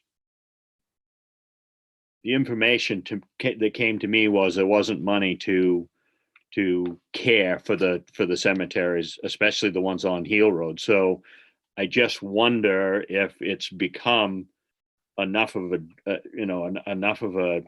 drain, so to speak, and that may not even be the right word. All of them together, is $5,000 really enough? I know you've got perpetual care money, and I know once people start realizing that the cemeteries are being taken care of. I know there were 2 people on the ones on the Heel Road that approached me and said, who do I get my telephone number to? Who do I get my name to? I'm willing to give money yearly. So, I just have questions like that. And I realize, Rose, you don't have information like that right now. But my biggest question is, I wonder if 5,000 is enough. I'm not really sure on that. I think, as you know, things go up every year. Oh, yeah. And I don't know, we're basing this on the mowing. We spent 51, and I certainly don't want to spend the town's money, but I do think, I think to be safe, if we had like 5,500 for this year, I think, and then next year, I'm really sure we'll have a real good handle. I'm hoping that they have a real good set of books so that we know exactly why we spent every penny. And we do, I mean, I know Kayla has the records, but I would like to have the records myself, my own set, so that we can move forward with this. It's a real stickler this year. It really is. Well, and Rose, as you said yourself, this is a good year. So what I'm hearing from you, it's a good year to just sort of take stock of what's going on, maybe tweak some programs, some communication. And then my guess is this time next year, you'll probably be in a much different position in terms of being able to speak to what the cemetery committee truly needs on an annual basis. Yes. But your request would be to hang on to the carry forward to do some of those big projects. Yes. Okay. Any other questions for Rose? Or Rose, do you have any other comments on the budget for us? Just that I'm really, really sorry that it seems very confusing, but I am more than willing to sit down with Kayla and Dave Kinney, and I really need to get, what I really need is Cecil in on this one way or another, whether I have to have him on the cell phone when we're doing that, when we have this meeting or whatever. But I just was hoping that the vaccine and stuff would be over so that we could, at least the 4 of us could sit down and really tackle this and get this straightened out. Sure. Yep. Any other questions for Rose while we've got them? All right. Thank you for popping in, Rosie. You're welcome. And Yeah, Mike. Oh, okay, nothing. He was just waving to say thank you to Rosie. Yeah. So I don't see any other attendees. I don't know if Cindy wishes to speak to the board on any other aspect of the budget. She wants to raise her hand or indicate. Otherwise, we will move on from public input. Anyone seeing anything I'm not? No. Okay, well, we will close public input then on this draft of the fiscal year 2022 and move into board deliberations of the draft budget. And so if everyone wants to pull up their budget. And I'll be right back, everyone. sure. And if there are no objections, I think we'll just run through it starting at page 6. Or sorry, page 4. With administration and finance, if that is all right with everyone. Okay.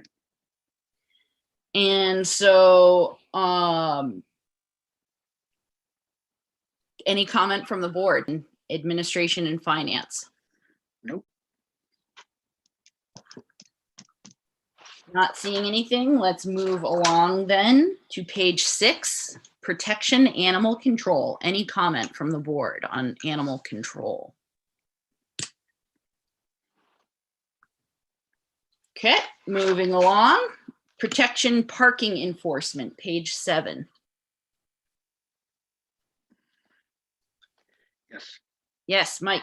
Yeah, I'm still unclear, even after last week's or last meeting's discussion on this, why exactly we have money allocated for parking. That's a very broad question and probably a stupid question, but all I got from David was that because we do have a parking ordinance, as parking issues come up now and then, we have to have money available for it. Yep. So that's basically it. Is that correct? Well, so any funds that had been allocated towards the labor and FICA and Medicare for the parking attendant were Right. moved over and rolled into the new position. Okay. So that's where you see those lines as 100% decrease in change. And so Yeah. the only money that we're holding currently is the $50 for supplies. Okay. Okay. Yeah.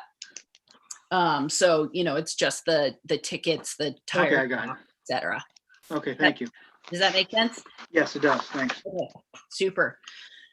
Josh, while you were gone, we ran through administration, finance, animal control, and we're just about to leave parking enforcement. Any comments on any of those? No, I don't. Thank Okay. Let's move along to page 8 then, protection fire department. So I just want to bring the board up to speed with the new numbers that have been provided from a couple other municipalities for fire chief salaries. So we got Warren, Appleton, and Union numbers in. And so just for your consideration, in addition to the 3 comp towns that we have, Warren pays their fire chief $10,924. Appleton pays $3,000 and Union pays $4,000. So we now have the full spread of salaries. in our region. So anything from the board on protection fire department? Yeah, Jordan. Well, I mean, personally, I was astounded the first year I was on the budget committee to see how little these guys do this for. I mean, I know it's a volunteer fire department, but I would absolutely love to see a generous increase to the chief, and if we can, some smaller ones to everyone else. But I really think it's important to, God, I mean, I can't even imagine the amount of time that he spends doing what he does, and I think it's not only good to show him his appreciation, our appreciation, but to also make the pay commensurate, if not maybe just a tiny bit higher than some of the places that are around us. That's how I feel about it. Well, so can you quantify that?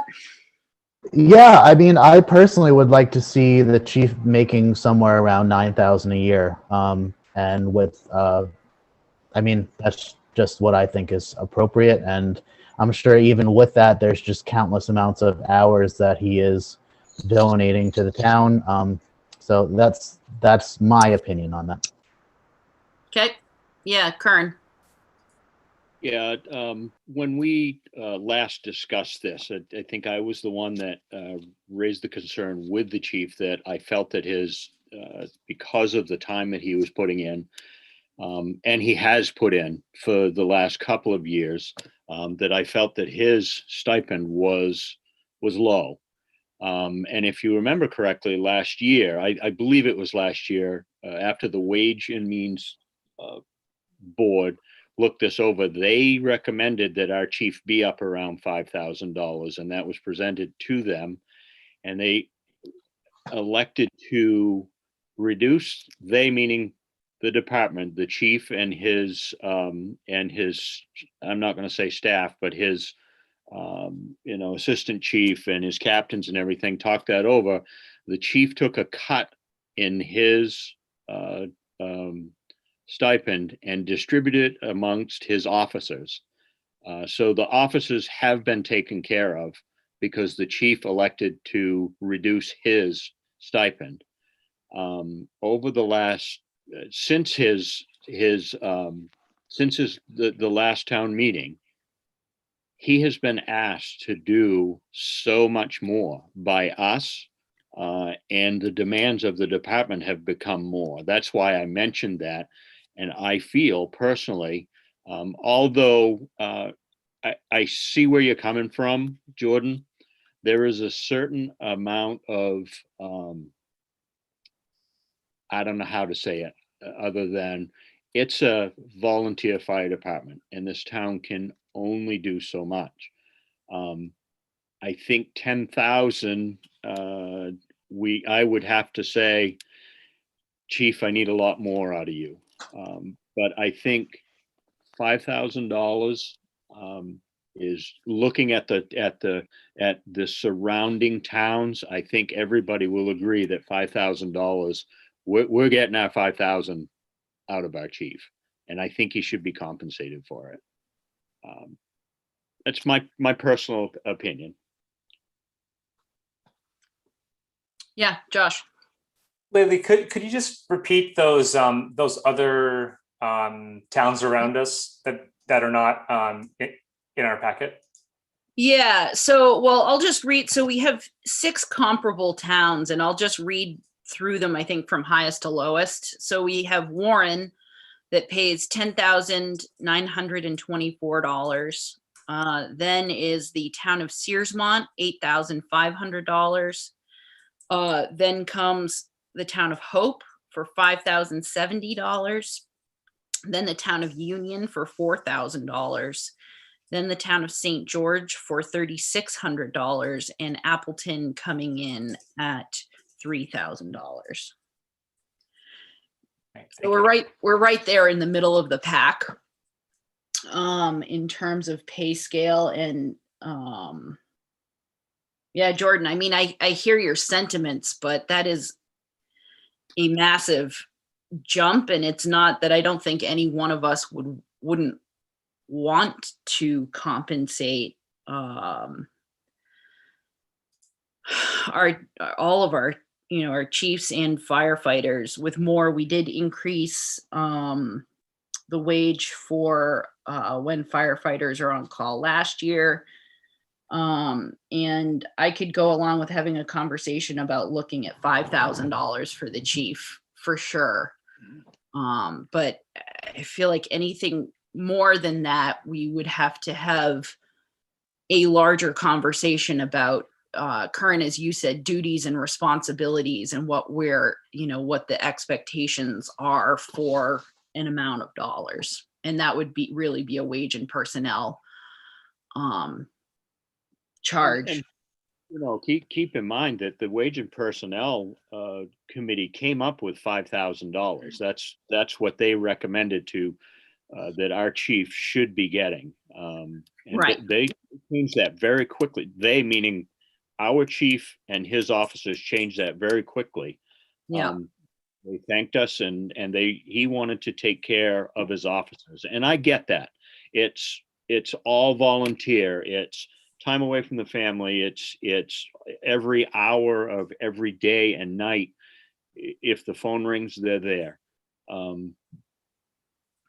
Our chief is now doing more than he thought he would ever have to, and he told us tonight that if we were to entertain getting into first responder, that he was pretty much tapped out with time that he could give us. So yeah, it happens. Yep. Could I just give just a little perspective too? I just look also, I like to compare what we as a town spend money on. And when I look at what the return from the service is, especially where he's put, these guys, I mean, not saying that you guys obviously know this, but they put their lives on the line. And I think that if we're willing to spend $5,000 or more on iPads for the selectmen so we can read packets, or, like I said, paving tennis courts or other things that we need, but also spend thousands of dollars on, I just juxtapose that with these people who are going out, regardless of the conditions, for us to save our lives. So I feel like certain things, it's important to make it a priority, even if it does cost more money. And I just think it sends the right message, and that's where it's coming from me. It's not just an arbitrary number. I just think that, like I said, as a town, where do we put our priorities? And I would hope it would be to take care of these brave guys as much as possible, and not saying that anyone's not saying to do that. Yeah, Josh. I support raising it to $5,000. It would be one thing to me if the chief was coming to us and saying, listen, I don't think what you're paying me is fair. I think $10,000 is fair, but he's not saying that.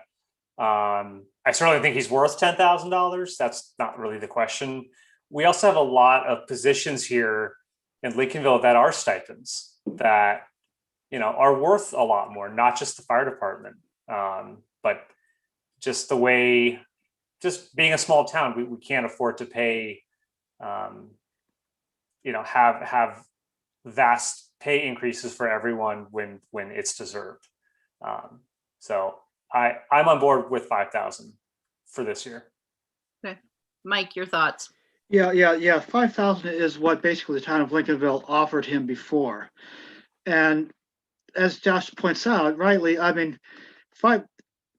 people are working cheap around here with the stipends. It's the nature of the business. It's a small town. So they're honorariums more than anything else. We need to honor the honorarium that we already offered to the guy, which is $5,000. And I would love to move it up beyond that. But then we'd have to, we've already raised it $1,400. So we haven't had the discussion, are we going to find $1,400 someplace else in the budget and eliminate that? And if we want to, keep opening that door, that's great, because this is, I think, as Jordan points out, this is the right place to open that door, because you can't pay the people who put their lives on the line enough money. But I would definitely stick with 5. I would definitely go up to 5. Okay, so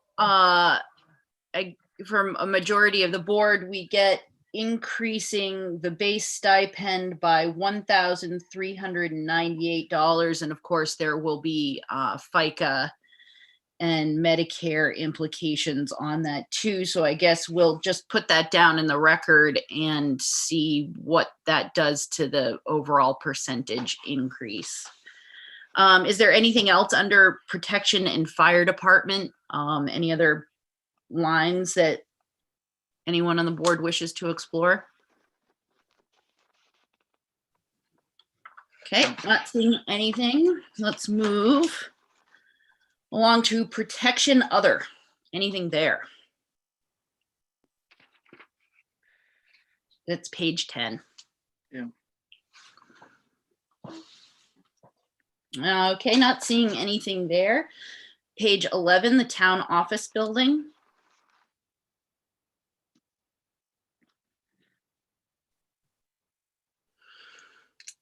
Not seeing anyone jumping up and down there. So let's move along to page 12, contingency.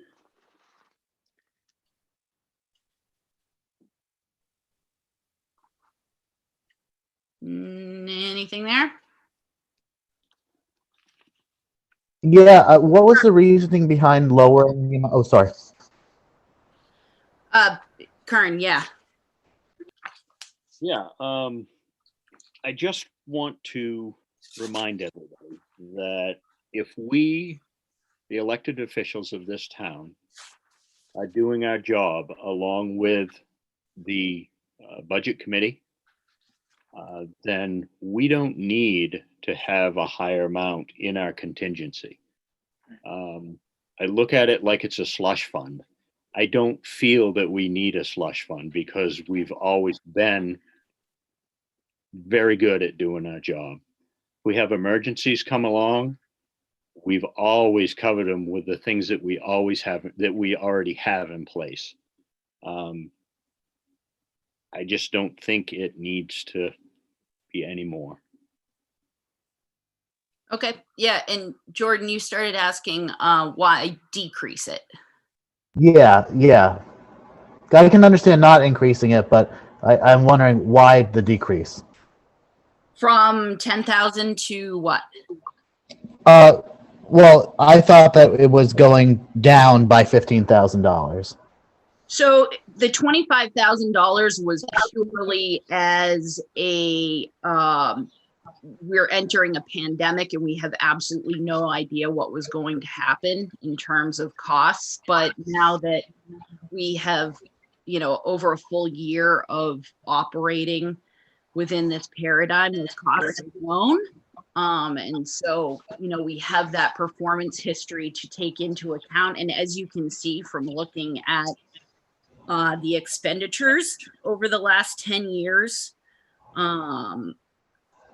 more that, are good planning and thorough vetting and process by the budget committee and the select board and our financial director and the town administrator. I think there's absolutely no argument for it.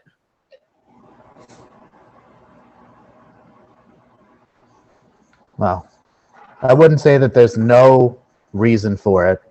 That's rather dismissive, but yeah. Well, if there is an argument, I'm here to listen to it. Well, personally, I don't believe that we're feeling the full effects of what has been going on with the pandemic. I think that what's happening economically is just starting to settle in, and unfortunately, is going to get worse over the next year as people run out of funds and things happen. So I don't think the likelihood of us needing some insurance money is going to go down. And that's a belief, just what I see what's going on trend wise. So I don't look at this as a way to frivolously spend money, but I think that it's always good to be prepared regardless of how excellent the planning beforehand is. Contingency is really for things that you can't predict.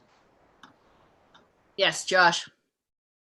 Kayla, can you give us a general rundown of what we spent contingency on for fiscal year 20 and fiscal year 21? Josh, in your packet under tab 12, the last page, you have from fiscal year '04 through fiscal year 21 in terms of what we appropriated and what we expended.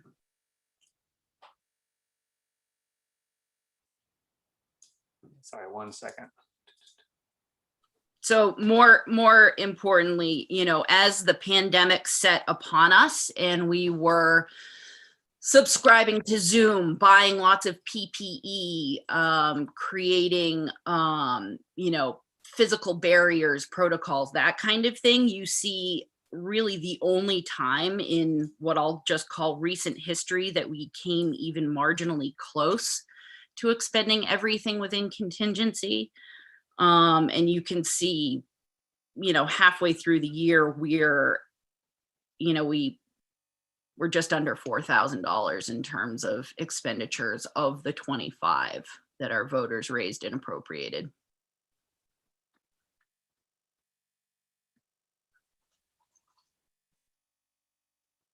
And, you know, for 9 years, we held a contingency of $8,000 and really didn't come close to touching it. We did bump it up to 10,000. And then through some lean years and trying to present a flat budget, you can see the select board nudged it downwards. And prior to this last year, we were at 10,000 consistently. But I think it really does speak to the experience of the board and of our town office staff, and the recommendations. You know, I think if David were here, and I don't really want to put words in his mouth, he doesn't consider any part of the budget his budget. It's our budget. He doesn't own any lines, but the contingency is his number. And he, I don't think he would recommend that to us if he didn't think that that was an appropriate course of action for the board to consider.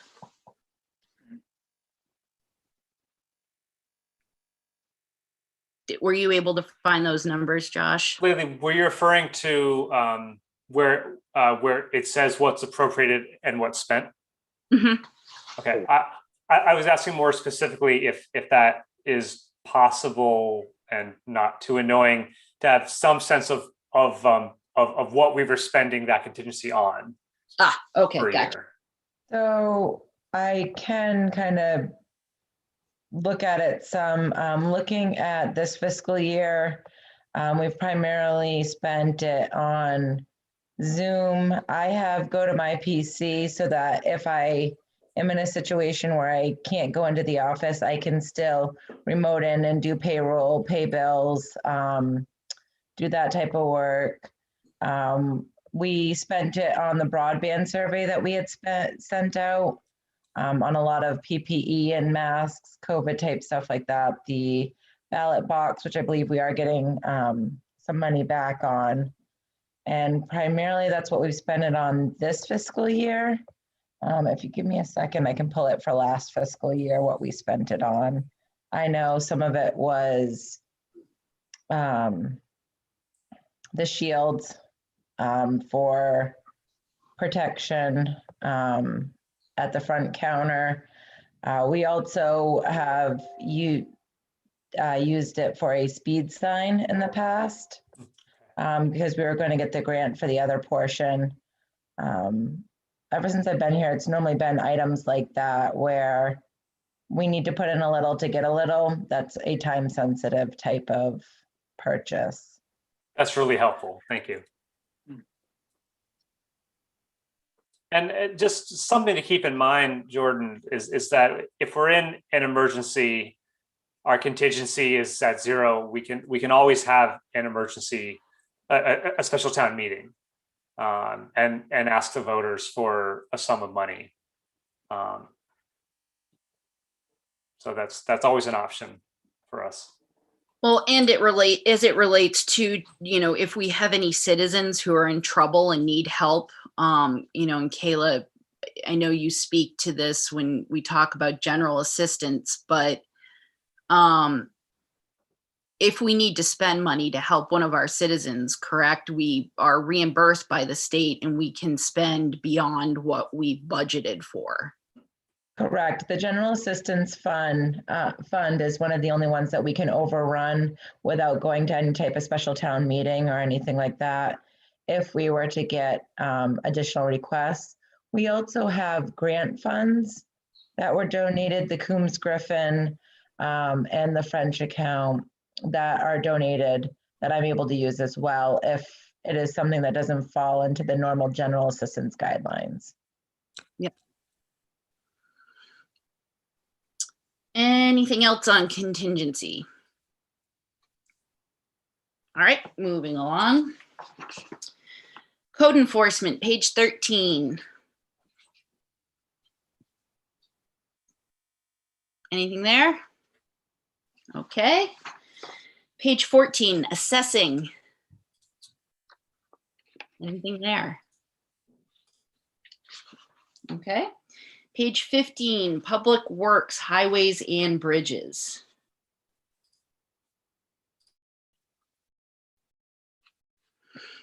Anything there? Okay. Page 16, public works transfer station. Enjoy the number, bask in its glow. Good work, you guys. And moving along, page 17, public works harbor. So here's where I wish David were here, but I definitely wanted to, he was going to be getting some additional numbers. So I guess I'm anticipating at our March 8th meeting that we'll get some additional information, but also I just wanted the board to have a conversation about how, you know, just where our long-term planning is with regards to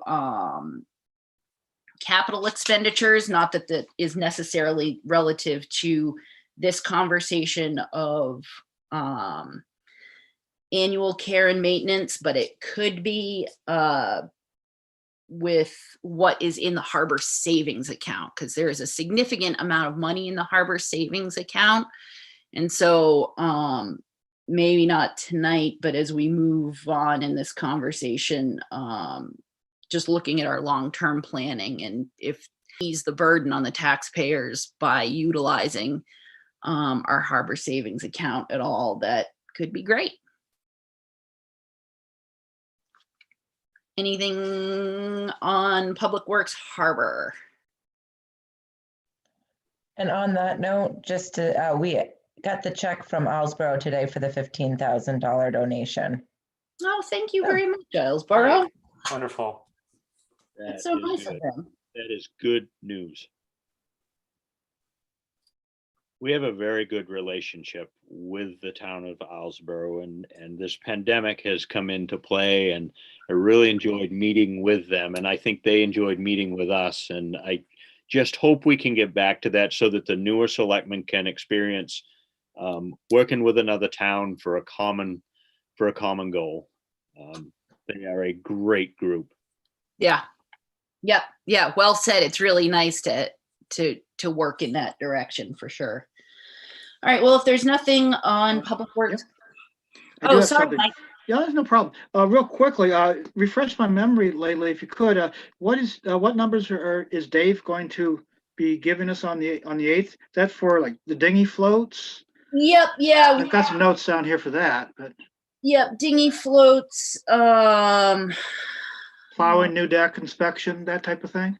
Yeah. Yep. Okay. Yeah. I think just following up on some of those other things. And also I have a note in here about what we might want to leave in the harbor savings for grant matching opportunities. So I think he was going to follow up with that too. Okay. Thank you. Yeah, no, thank you. Page 18 then, Public Works Other.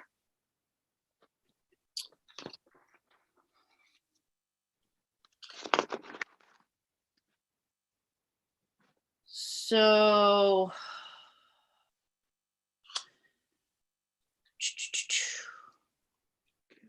that. I definitely have a question in here that if we needed to add monies for trimming at Breezemere, because we have the monies called out for mowing, but not necessarily weed whacking. And I don't know if David was going to get us estimates for that or not, but I don't have anything in. I have a in my note note. of trimming question mark as well. I thought when we talked to the girl, or when the girl presented the budget for Breezemere Park, didn't she say, did she just say she didn't get that, or would she would get back to us? I can't remember if anybody can remember that. I don't said- remember if she was going to follow up with us or not, because her son did it before. Right. Okay. So I'll make a note to ask David and see just where we are in terms of looking for those numbers. And I definitely had a note regarding the bandstand maintenance. You know, I understand that it needs maintenance. I wonder if we should just allocate some money towards future repairs, and perhaps have that just be a savings account for in our next fiscal year to come up with a better long-term plan rather than trying to make that particular number work or do partial repairs. I mean, I feel like I really need a more comprehensive understanding of what is actually going on down there. Yeah, well, that makes think- sense because it's, I mean, as Kern, you mentioned last time, three grand may not cover it, and it's a pretty tricky roof. Right. Yeah, it's a tricky roof. Nobody could really put a number to it because of weather. It's wooden, so Right. not just going to be a strip and reshingle. You know, I know we want to keep it the way it is. So 3,000 just seems light. I don't know. Yeah, and maybe we should just consider that sort of a payment towards what we're actually going to be able to do rather than the number. Yeah. That makes sense to me too. So I guess like just going with roll roofing is out of the question. Aesthetically, that won't work. Is that what we're saying? We can't just like buy a couple rolls of paper and put it on there? No? I think Okay. up with some opposition if you did that. I guess so, yeah. We could paint it brown. You do something. I'm glad. I don't want to be involved. No, I don't either. That was a joke, by the way. Have that conversation. So also halfway down your page on Public Works Other, we had the presentation from our current vendor, Moore's Septic. And we did just get in a quote from Interstate Septic for $2,300. So that is up for consideration of the board. As you can see, Moore's did increase their fees by 135% from the $2,875 to $6,750. I suppose it goes with, you know, it probably is only a matter of time before Interstate also increases their rates, but for the next couple of years, perhaps not. They're a reputable company, so I throw it out to the board for consideration. Okay, so I'm sorry, Lately, did you say they offered, or they came in at around 2,300 or less than what? Correct. Bonneville folks were Correct. charging last year. Well, the only question I would have is, do we have to worry about them being compliant with the new No, regs like Swanville is? Interstate Septic is a reputable and does, you know, they're in the biz. So I can't imagine. Yeah, they're subject to the same Huh? compliance that Okay. other businesses are. Well, that's a huge difference, Yeah. and I think the right thing to do for the town is to Sure. pursue that. I don't know if we would have any questions for them before we decided to do that, but that's a huge difference, and I Good. just feel that I'd be remiss if I looked the other way on that. I mean, Have we worked with them before? We've had, as long as I've been on the board, we have contracted with Moores, I believe. I cannot think of going with anyone else, but again, knowing that they're, another big name in the business and reputable, I can't see a reason why we shouldn't consider them. Maybe we'll ask David to see if they could come and chat or make a statement to the board or something like that, just for our next revision of the budget. Well, I That's also fine. see an advantage of going with Interstate. I think just in general, to switch up our vendors every few years is good practice. So, and we're saving a lot of money. So all the better. Yeah, well, and certainly, it's such a good example of always ask the question and see what we have for options. Yeah. And, cheaper is not necessarily always better, but, at least we've had the conversation. So I'll make a note for our next meeting to have a little bit more information from Interstate, but do we want to hold that number in the budget for now then? I think so. Yeah. Okay, the Yeah, the new one, 23. yeah. All right. So decrease of.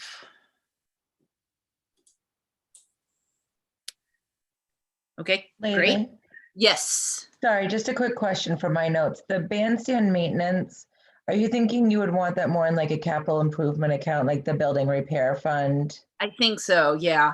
Okay, So it'll be, a carry forward for Yep. in a year from now. okay. Yeah. Okay, anything else on Public Works other? Yeah, I just have a quick question about the landscaping services for the new park, the Penobscot Park. Are we looking at more of this is so much money because it's the initial cleanup of the property and preparation, and anticipating it's going to be much lower in the future?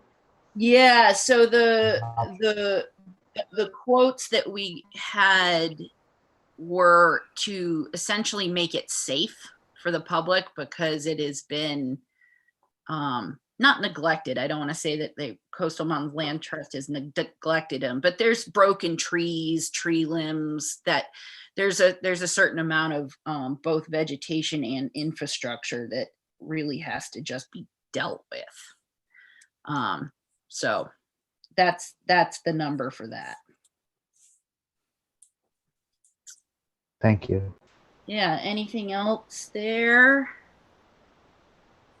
Okay, let's move along. Page 19, boards and committees. Anything there?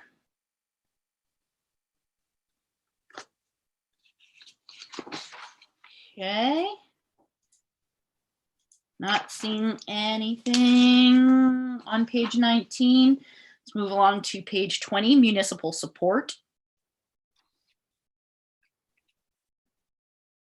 Anything there? All righty.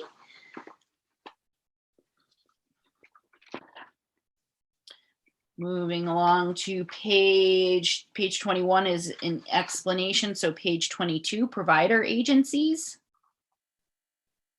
Anything there?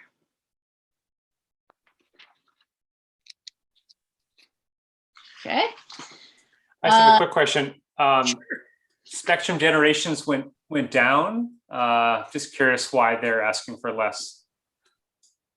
I don't remember what was in their presentation. We can certainly get the report from the budget committee if you want to see that, but it it could be over the years, it has been such things as like they got more grants and so they need less from municipal support or that kind of thing. So, or they have less need for, they have less demand on their services. I don't know. Kayla, did you catch That anything? one, that one wasn't specifically called out on why they requested less.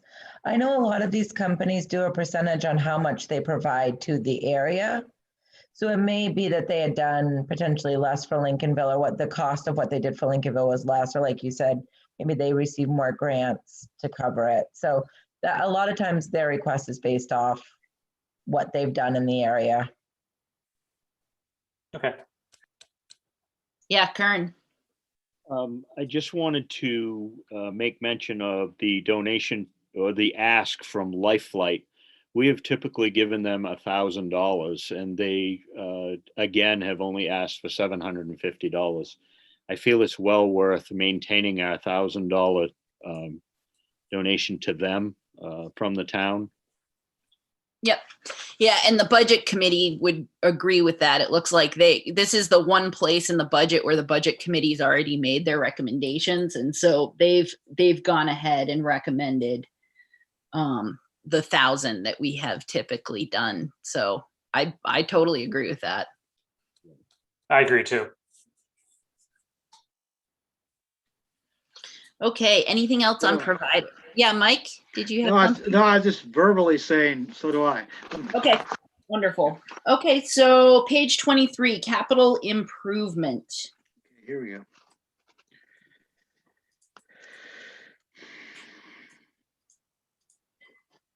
Well, I can start, I guess. Yep. I want to talk about the technology upgrade. Yep. And looking in our packet, we've got this really great breakdown. The server replacement project. I am curious about, let's see, the $45, the add-ons.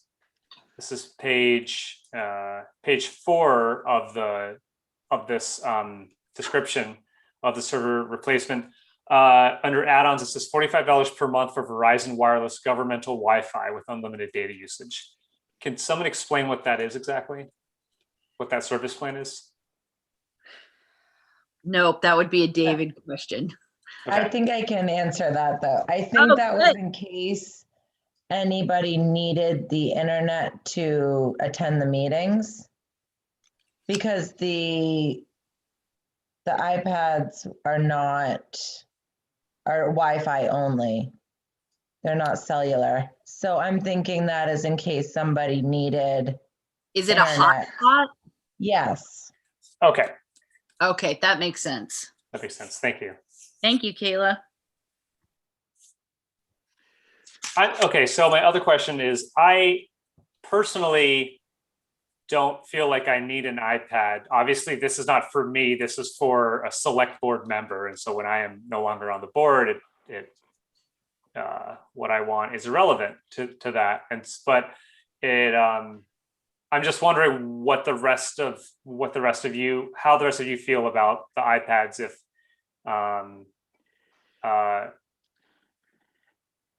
maybe my situation is unique because I've got a big monitor, and so I can have my packet on one side and the Zoom on the other side, and most people don't have that. But does it make sense to buy 5 iPads and just like for board members that don't feel like they need it, just to leave it in the town office for future board members, or only buy the iPads we actually need, and then in the future for future board members that need one, we could just buy one then? Yeah, Kern. Yeah, I think and correct me if I'm wrong, I think the initial conversation began because we were talking about savings. How can we save here? And I think I said it would be nice if we could work to get as close to a paperless environment as we could. I mean, face it, when we have been printing packets over the years, we've used a significant amount of paper, which equates to a lot of money. That's why my initial conversation was, let's look into iPads for the selectmen so that so that we don't have to use so much paper. We're now in a situation where technology needs to be at a premium. I mean, we need the technology. If we go to that, and there's a number of reasons. Would I take an iPad if I got elected to another term? I'm not sure. I, like you, Josh, have a unique situation where I can have one on one screen and one on the other. So it's easy to do it that way. Mhm. Other selectmen maybe aren't as fortunate to have that, but the iPad is going to help them. Buying the small iPad, the little one there, or the two little ones, that's not going to do anything for a selectman, I don't think. So I don't know. I'm so on the fence on that part of the technology upgrade. You know what I mean? And I really would like to know what the rest of you guys feel. Yeah. Well, Mike. I tend to agree with this sentiment that both of you guys have put forward. I'm not so sure what good it would do because they're little things, they're small, and I mean I'm struggling right now, presently, trying to look at a split screen on a laptop, and that's tough enough, and I wouldn't use personally. I wouldn't use it. And what I would rather, if I were to buy one myself, I wouldn't spend money on an Apple Pencil or maybe a smart keyboard. But nevertheless, I mean, but when you start getting into iPads, you buy accessories, and then where does it end? I don't know. Then it's going to be too small, and then it's going to be, it's not going to be used. So. Well, I should also just challenge all of us to think about a world when we're no longer in a pandemic and we're all in the same room and we're using electronic board packets. I mean, speaking for myself, I have a laptop with a 13-inch screen, and if I just had my packet on there and I didn't have Zoom because we were all in the same room, that would work for me. But do all of you have laptops that could act as your board packet?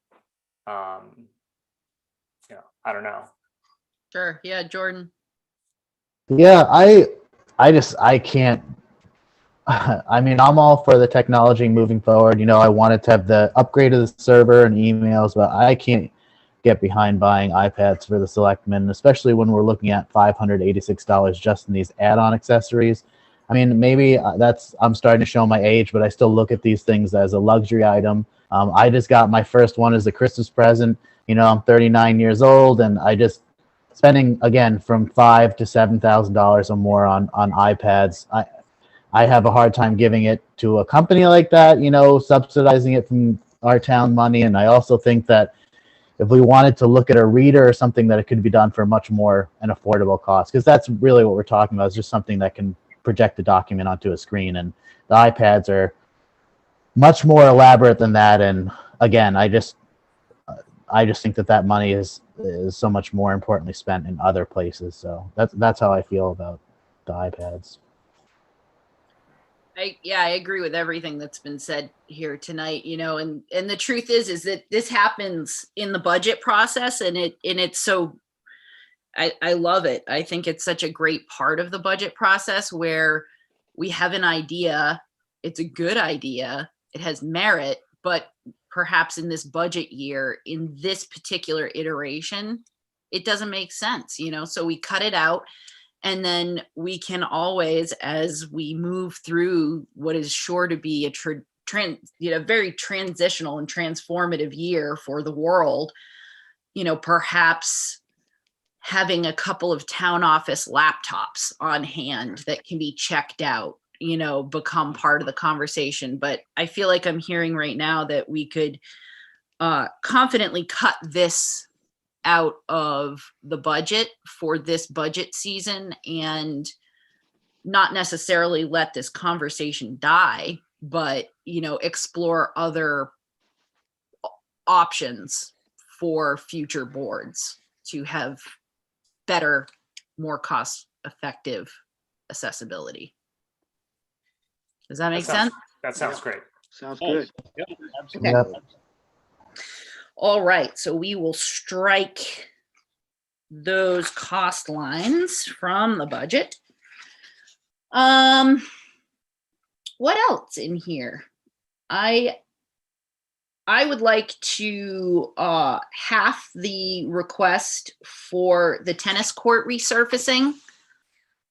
I think it's great to keep putting money towards it, but considering that it's not in that bad of a shape, objectively speaking.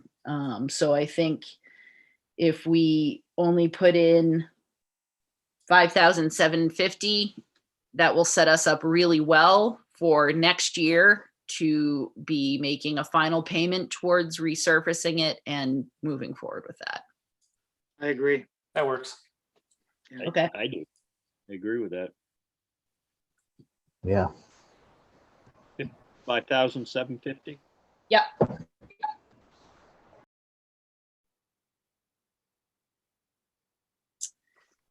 Anything else on page 23 in capital improvement program? As I said, I feel like we should maybe have a conversation at our next meeting when we have David here to, just take a look at our harbor savings and see if we can, if there's any wiggle room there, if we want to consider touching it to decrease the amount of tax dollars we raise and appropriate versus borrowing money from ourselves.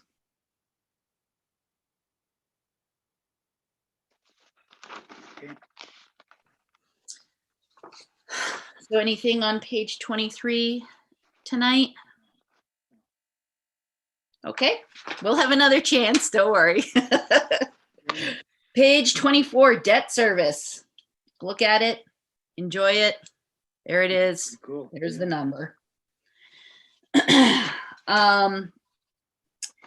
And so I'll be really curious, we were looking at the total dollars to be raised of $27,301. That's an increase of 3.03% as the budget was presented to us. And so with the amendments that we have made tonight, that will certainly change.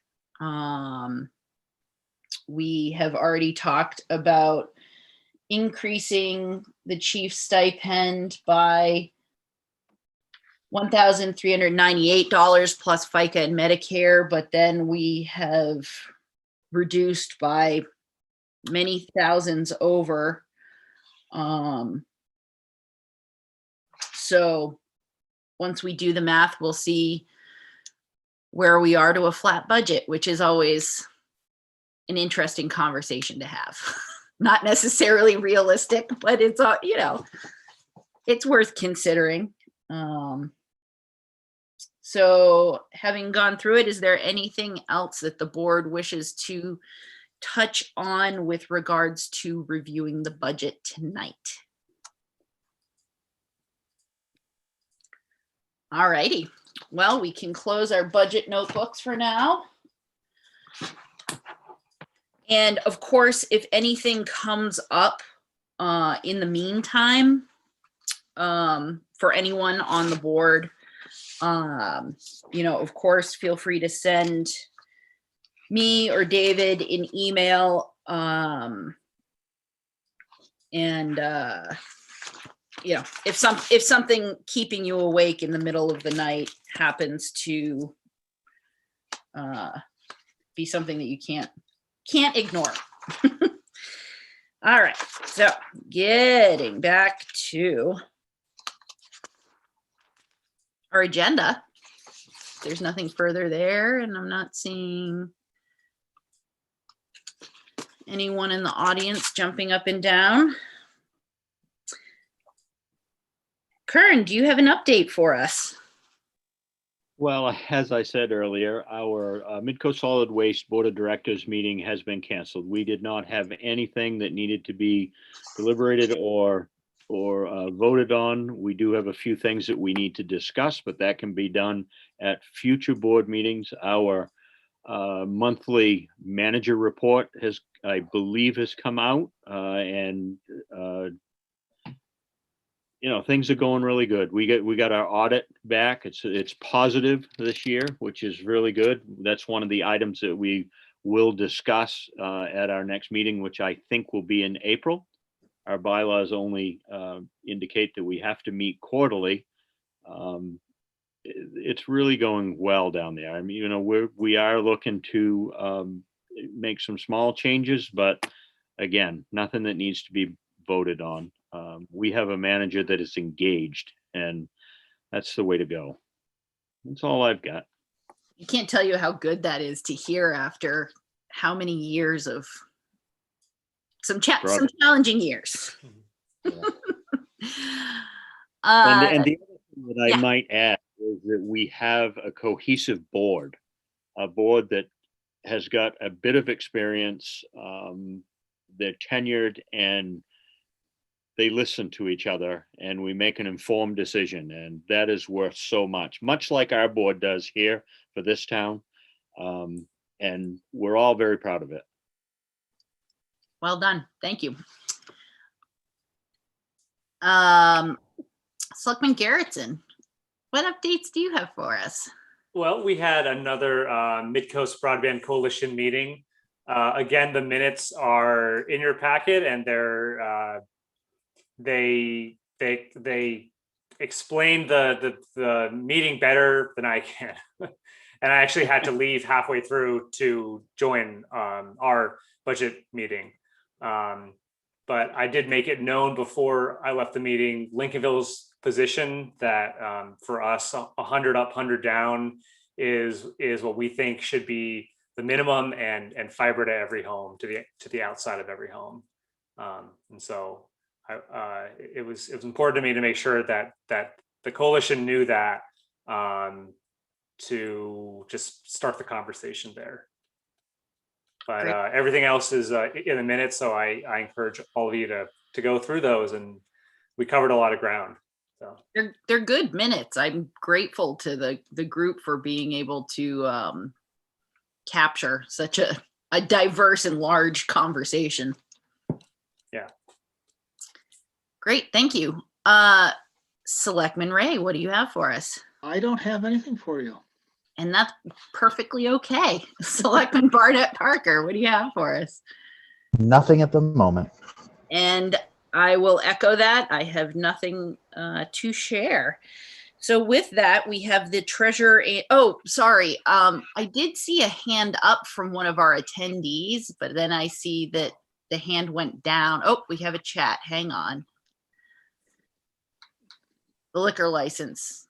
Oh, a late attendee. We addressed the liquor licenses early on in the agenda, and is this someone from Migas? Sorry? Is this someone from Migas for the Ocean's Edge? It could be, but if the question is in relation to the liquor licenses, they were both approved. But thanks for coming. Yeah, appreciate you popping in